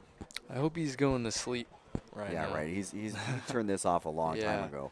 Here's the 2-1. That's fouled out towards F Street. He did not technically walk out on the ball game. He was given a 10-run rule by Liam. And, man, when I heard that, I burst out laughing because I'm like, he's gone. Like, he's absolutely leaving. And he did. Yeah, it's true. He stayed longer than he had to. But he took Liam up on that opportunity. All Liam has to do is open that door. You got to hand it to Benjamin. He won't leave the Crabs when they're down big. But if you give him the opportunity to go, that's a totally different story. When they're up big, that's when he... Yeah. The sighing starts. Yeah.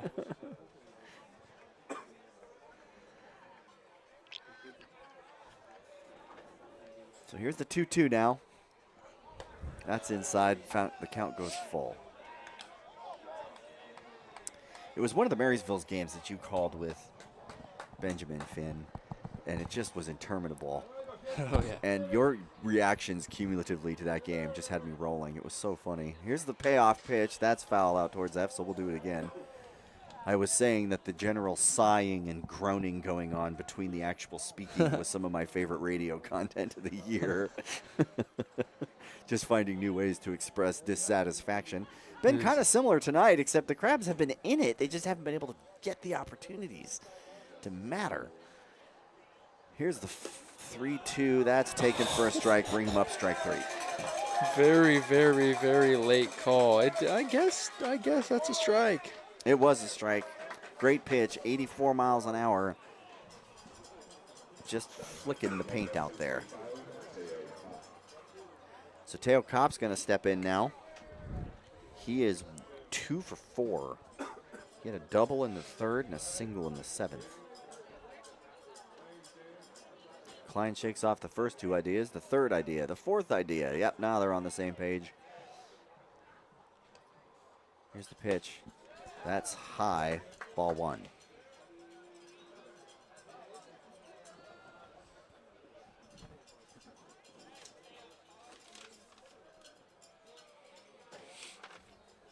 Here's the 1-0. Make it 2-0 now.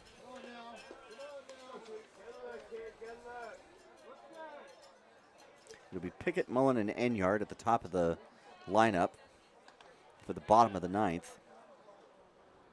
Hopefully it's only a 4-run deficit. Here's the 2-0. Make it 3-0 now.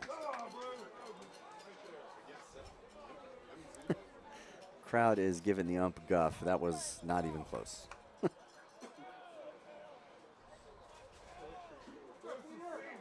So here's the 3-0.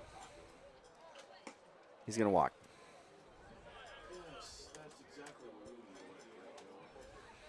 So Teo Kopp takes a stroll over there to first base, and that's going to bring up Joseph Torres. He's 0 for 3 today with a walk in the third. Right on left matchup now. It looks like Kavanasaurus is going to take a long walk out to the... Nope, he just kind of has something to say, and then he's coming back. So Torres steps in now with a runner on first. Klein stands on the rubber, looks in. Waiting for the call. Checks first. It's at the belt. Couple steps of the foot. Here's the pitch. That's taken outside for ball 1.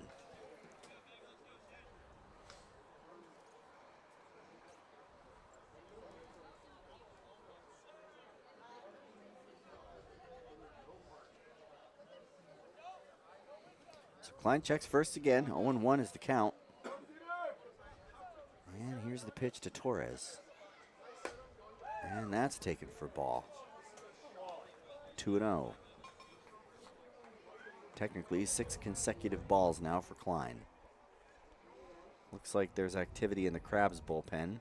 Could have someone coming on in relief.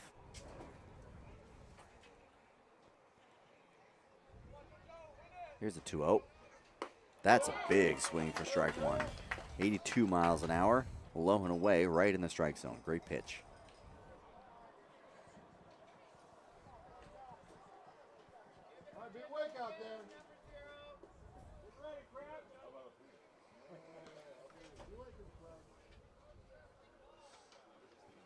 So here's the 2-1 pitch now from Klein. Torres takes 3-1. So it's 1 out, 1 on, runner at first. 3-1 count. Matt Tomlin's making his way out there. They're going to have a little chat, and my guess is we're going to see a reliever. I guess the conversation is whether or not Klein thinks he can get out of this.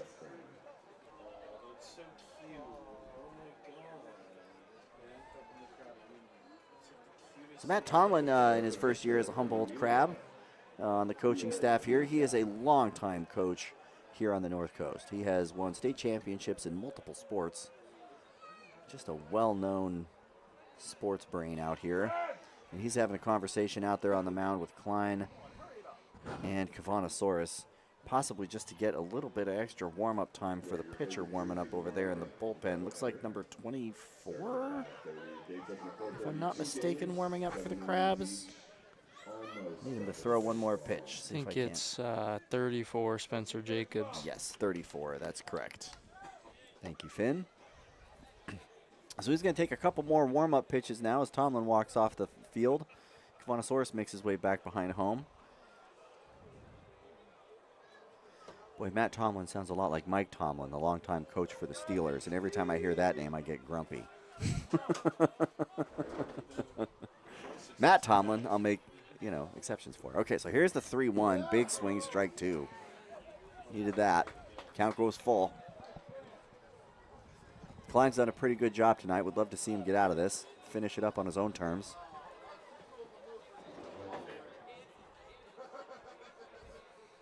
Torres, the center fielder, steps in, left-handed batter, cycles once, shoulders and waits.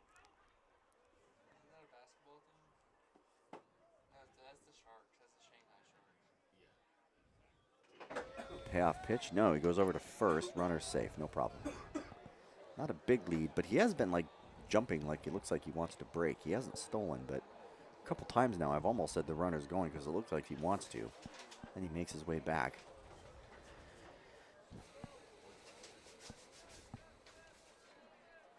So here's the payoff pitch.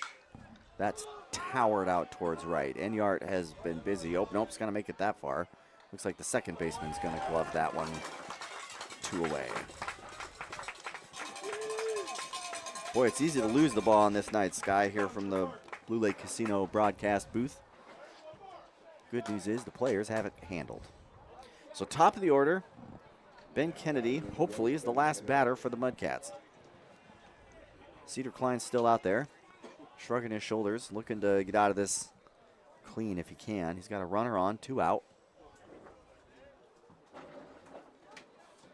Kennedy struck out 3 times and walked.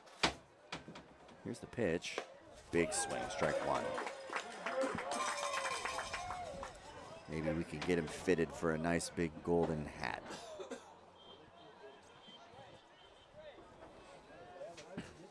So Klein has an 0-1 now on Kennedy. Here's the pitch. That's foul, strike 2. Hit the dirt and then bounced off the batter. Looks like he's fine. So 0-2 now.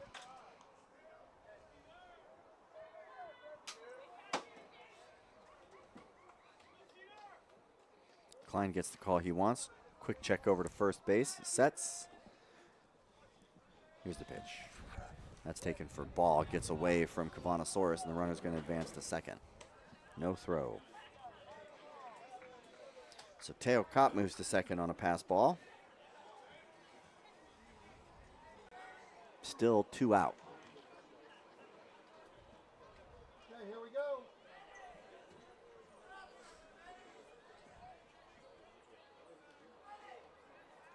Here's the 1-2 on Kennedy. That's fouled back. We'll do it again.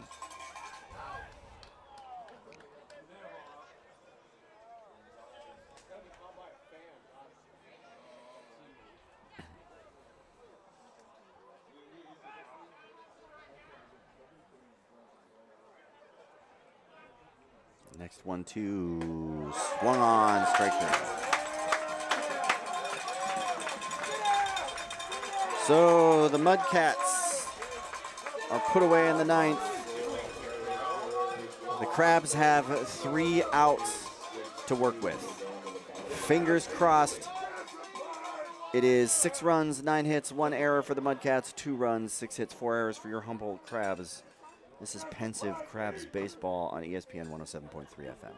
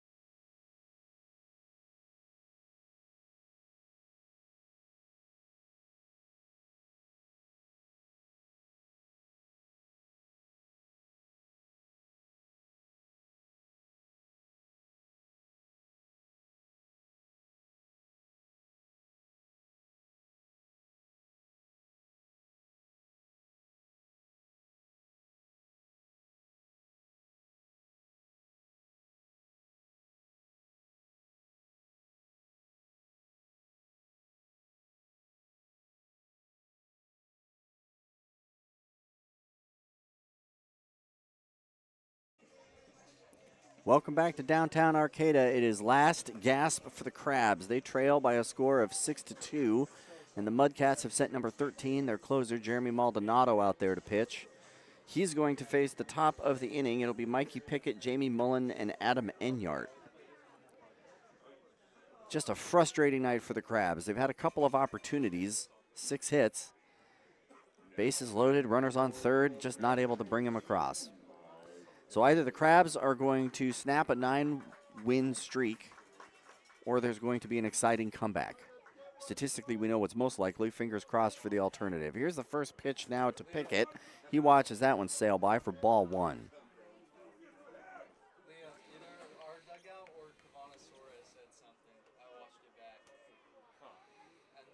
So here's the 1-0 pitch now from Maldonado to Pickett. He takes that one for a strike. 86 miles an hour, bottom right square in the strike zone. Great pitch.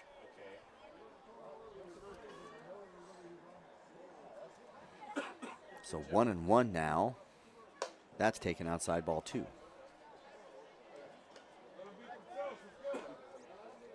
So Pickett has hit in the first, walked in the third, flew out to second and to right.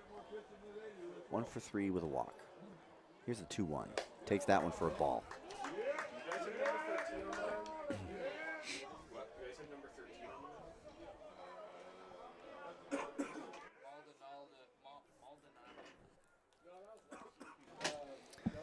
So 3-1 now to Mikey Pickett. Here's the pitch. Swings on that one, dribbles that out to the third baseman. He'll have no trouble scooping that. Thrown to first. And he's safe. He couldn't pick it up. It's kind of a low throw. Finn is the official scorer, and he is going to call it an E5. He says he errs towards hitters, but that was an error in that case. Finn, what's going on there? You want to give us some insight? I think he had a whole lot of time to get that throw off, and he waited a while and then threw it in the dirt. Yeah, the throw was not where it could have been. It was a tough call. Got to call it something. All right, so the Crabs are in business. There's nobody out. Mikey Pickett's over there in first. In steps Jamie Mullen. He is second on the team for home runs. One here would be great. It would be a start. Here's the first pitch to Mullen. He watches that way outside, ball 1. Even just to give the Crabs something to smile about. That's it. Some momentum. Yeah, just get me out of my chair. Come on. I know I would be happy about it, and then I would sit down and look at the scoreboard and be like, oh, yeah, more work to do. Usually it's the Crabs putting other teams in this circumstance, so we'll see if they can't rally here. Here's the 1-0. Mullen watches that one go by for a strike. That was 89 dead center. Great pitch. 5:30 start time for the doubleheader tomorrow.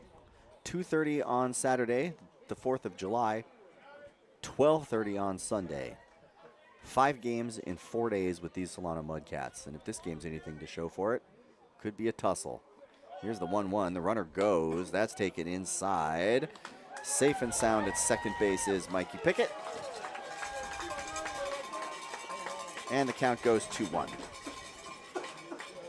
Nobody out. Runner in scoring position. Jamie Mullen facing a 2-1 count. He hit a triple and came in on an E6 in the 7th.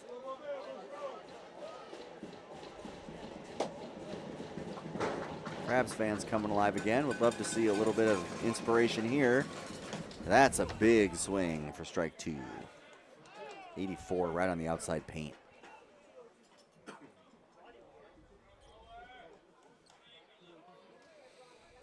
So Mullen steps out of the batter's box, takes a couple practice swings.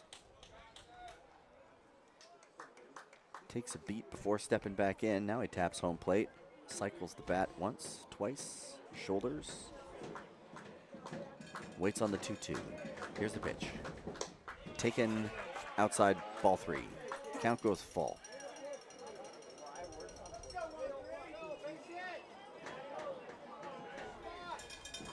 So the count's full for Mullen. Mikey Pickett's out there on second base, and there's nobody out. Crabs trail by 4. Jeremy Maldonado is at the belt. Comes home. That's taken for a walk. So I feel like there's been a lot of walks tonight for the Crabs.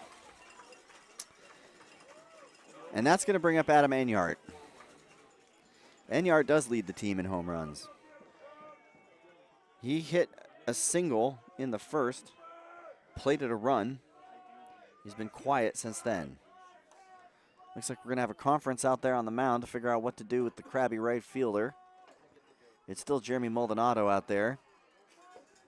Looks like pretty much everybody's got to come in to have this conversation. 1 week from today, the West Coast Kings, a week from today, the Crabs will be on the road with the Healdsburg Prune Packers. Week after that, the Kings are in town. The Prune Packers come to town on the 18th. Those will be some meaningful games. I feel like the Prune Packer series and the Rogue series, it's gonna could come down to the wire there. So Enyart steps in. Crabs trail by 4. A home run here would make it a 1-run differential. Here's the first pitch to Enyart, and he watches that one go by high for ball 1. 83 miles an hour, well above the strike zone. Enyart taps home, cycles the bat, shoulders and waits. Crab wants it. Here's the pitch. That's a big swing, strike 1. 84 miles an hour, top of the strike zone.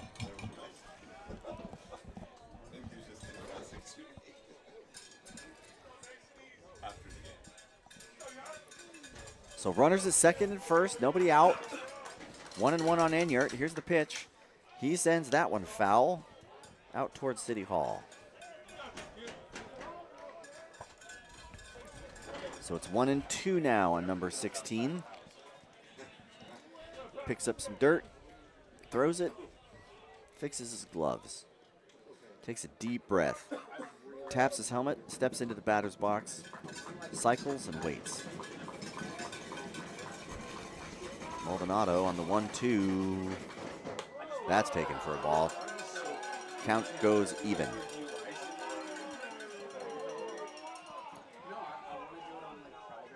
So Enyart stays in the box, cycles the bat, waits on the pitcher. Maldonado's out there on second, and he's set. Comes home. Ooh, boy, that one was inside, but Enyart chases and fouls it straight back. Catcher's going to watch it. It lands on the roof. Let's go. We got a broadcast booth ball. Finally. Finally. Took him long enough. Is that the first one of the year? That's the first one of the year. Seems as if. All right. Well, I'm glad I could be here for that, if nothing else, tonight. So the count's 2-2 on Enyart. He needs to get into one. Here's the pitch. Boy, that is a check swing, but it's absolutely going to get the job done. That lands right on the right field line. One run is going to come around. The other one's going to go to third base. Enyart stands out at second with his second RBI of the night. 6-3, go Crabs, go. And the Crabs seem to have a real shot here now. 2 runners in scoring position. They're only down 3. And a guy who hits every other ball 100-plus miles an hour off the bat. Ryan Vandenbrink is up to bat. Yeah, Vandenbrink was one of the later additions to the team, and he's made an impact since he's come. He's put bat on ball quite a bit. Tonight, he has a double, and he's been hit by a pitch. He doubled in the 6th. So 3-run differential. If he homers here, the game's tied. That would be huge. Here's the first pitch to Vandenbrink. He swings on that one, sends it straight back for a foul. 89 mile an hour, bottom right corner of the strike zone. Great pitch. Boy, this is just eating my guts out. I don't know about you. You want to feel good, yeah, but you just can't. I mean, no matter what, the Crabs made it interesting. It's true. It's true. So here's the 0-1. That is sent out towards right field, and he's going to make the catch. Not deep enough to play to run. 1 away. Crowd goes quiet again. It's just really quiet right there. It looked like it might have had a chance. Boy, Enyart's shot looked like he kind of checked his swing, but it hit the bat and just blooped out towards right. Just a lucky break there. Who caught that ball from Vandenbrink? The second baseman? It was the second baseman. Or no, it was the right fielder. He so it is in, a 9. Thank you, Finn. All right, so Daniel Osborne's going to step in. He's walked once and is otherwise over. If he connects here, it'll be big. He shows bunt, and that just barely misses. I don't know. Listen, I don't know about a bunt here, honestly. Yeah, you're down 3. You've already got one out. I know you're bunting for a hit, but, like, that's hard to do. Then if it was a sac bunt, you'd score a run, but then you'd only have 1 runner in scoring position with 2 outs. And you're still, and you're down more than that. So I feel like you got to try to get on first, or you got to try to just blast it.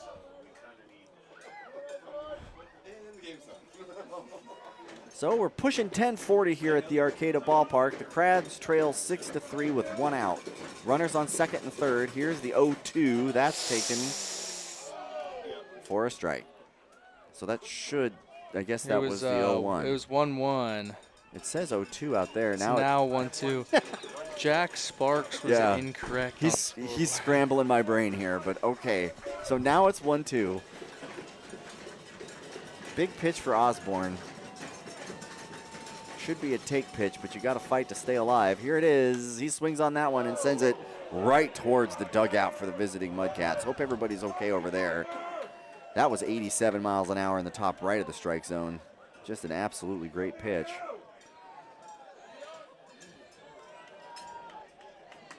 And he just gets a little bit behind it. 1 out. Runners on second and third. Maldonado shakes off the first call from the catcher. Now he has what he wants. He's at the belt.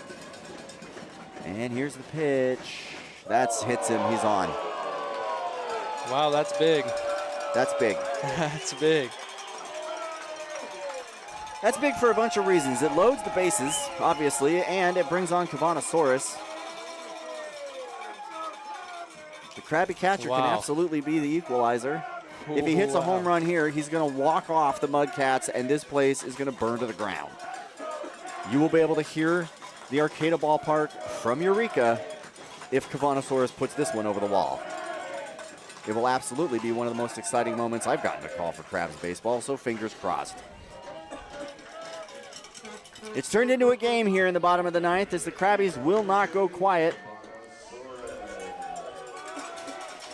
Double play ball could break over 400 hearts, 447 in the ballpark tonight. Many of them have gone home, but as you can hear, there's still a lot of folks here cheering on these Humboldt Crabs.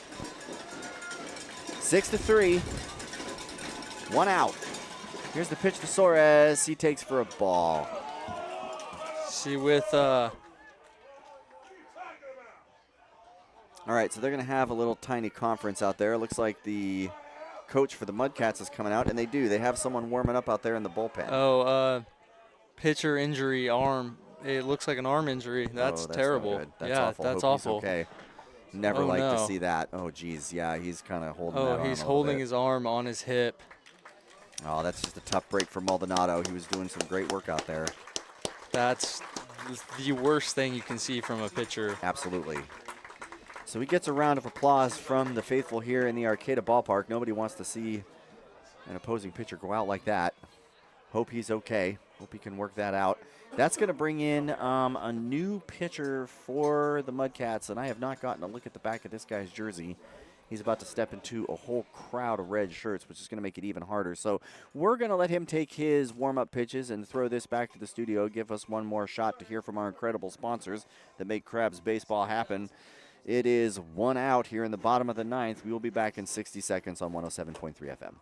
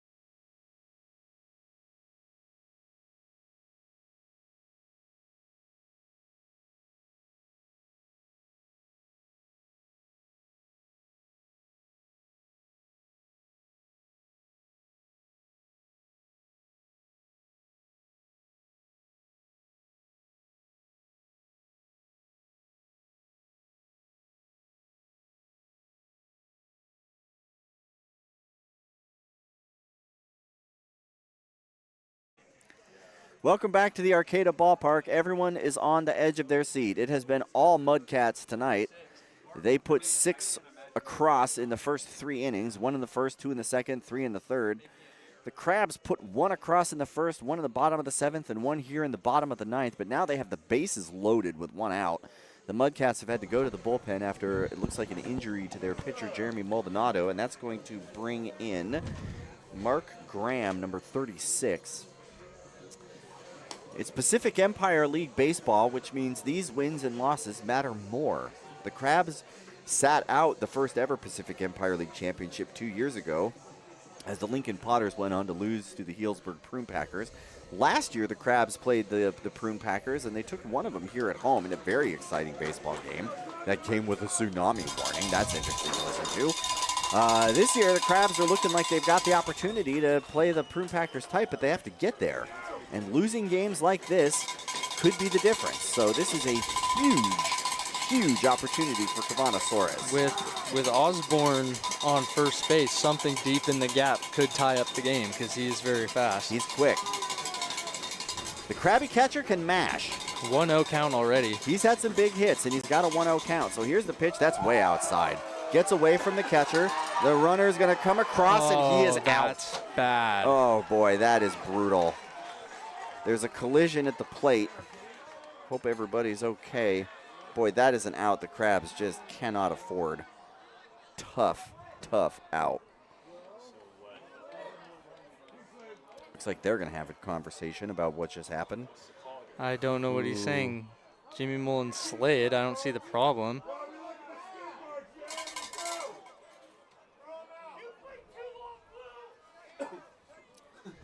So Jeff Giacomini's out there talking to Trent Johnson about what just happened.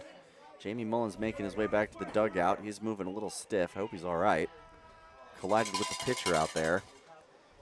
So the first pitcher coming on in relief throws a wild pitch and then just gets bowled over by Jamie Mullen at the home plate. It'll be interesting to see how that affects the remainder of this inning. So Mullen is That's bad. out, it looks like. 2 outs. That's bad. Should have just stayed put there. Should have just stayed put there. Like, coming across is not the difference, right? Yeah, no. Like, that's a run that you don't need in that moment. You're down 3. So being down 2 isn't worth that differential out. Like, a fly ball could plate you just as easily. Yeah. Ugh, just a tough call. Can't blame him for wanting to go. The ball got way away from the catcher. You know, and He it's an aggressive hesitated a runner. little bit, too. That's it, yeah. Couldn't make up his mind, and then they had him dead to rights at home plate. So 2 out, 2-0 count on Cavanosaurus. Krabby's on second and third. Saurus takes that one for a strike. Crabs are down to their final out. 2-1. He says 3-1. Apparently it's a 3-1 count now.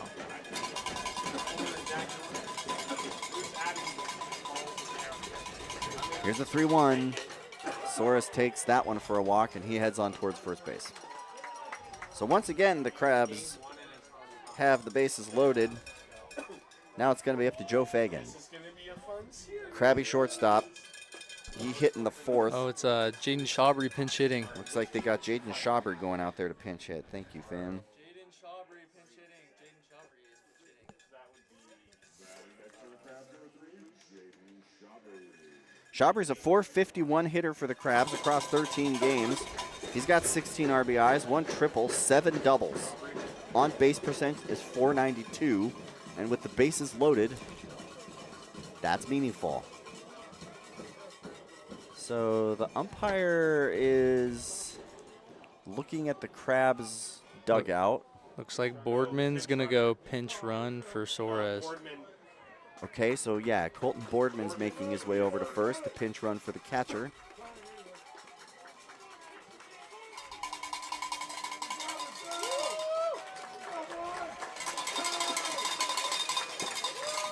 So Cavanosaurus makes his way to the dugout now.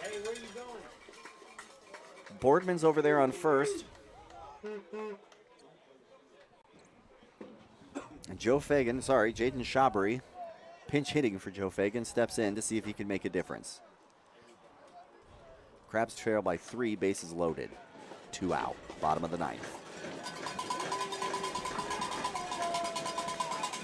Here's the first pitch. That's taken for a strike. That was a great strike. 80 miles an hour right on the paint. Did just clip the zone. So 0-1 count to Shabry now. Here's the pitch from Graham. That's inside for a ball. 1-1. That could have been a strike. Yeah. Krabby's got away with one there. Yeah.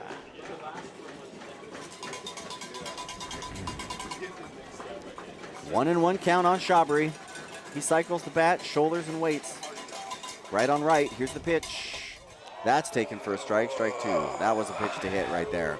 I Well, feel like he might want that one back. Krabby's down to their last strike.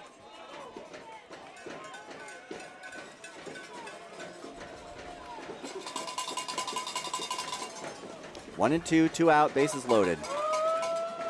Here's the pitch. That's dribbled out towards the shortstop. He scoops it, tosses it to second, and that's going to be the ball game. So the Crabs drop a heartbreaker. The Solano Mudcats come in and snap a 9-game winning streak for the Humboldt Crabs. Just a disappointing night for Crabs fans as the Crabs put a lot of people on but weren't able to bring anybody across. The Crabs dropped to 23-4. Mudcats moved to 11-7. They are now 500 in the conference. 6-6 are the Solano Mudcats. Crabs are now 7-3. Finn, what are your thoughts at the end of this one? 4 errors. Yeah. That's a big one right there. Yeah. I mean, without those errors, this could be a tie ball game. The Crabs could be winning. Just fundamentals on defense and taking advantage of the runners in scoring position, which just did not happen tonight. And it just goes to show you can't take anything for granted in this Pacific Empire League baseball. Like the win-loss differential is pretty significant between these two teams, but the Mudcats came in and played the Crabs hard. It's going to be an outstanding series. That is just one of 5 games across 4 days. Doubleheader tomorrow starts at 5:30. Don't miss it. Thank you very much for joining us at Crabs Baseball. We will be back tomorrow for more baseball with the Solano Mudcats. Aaron Donaldson here in the Blue Lake Casino radio booth saying goodnight. Crabs Baseball on ESPN 107.3 FM.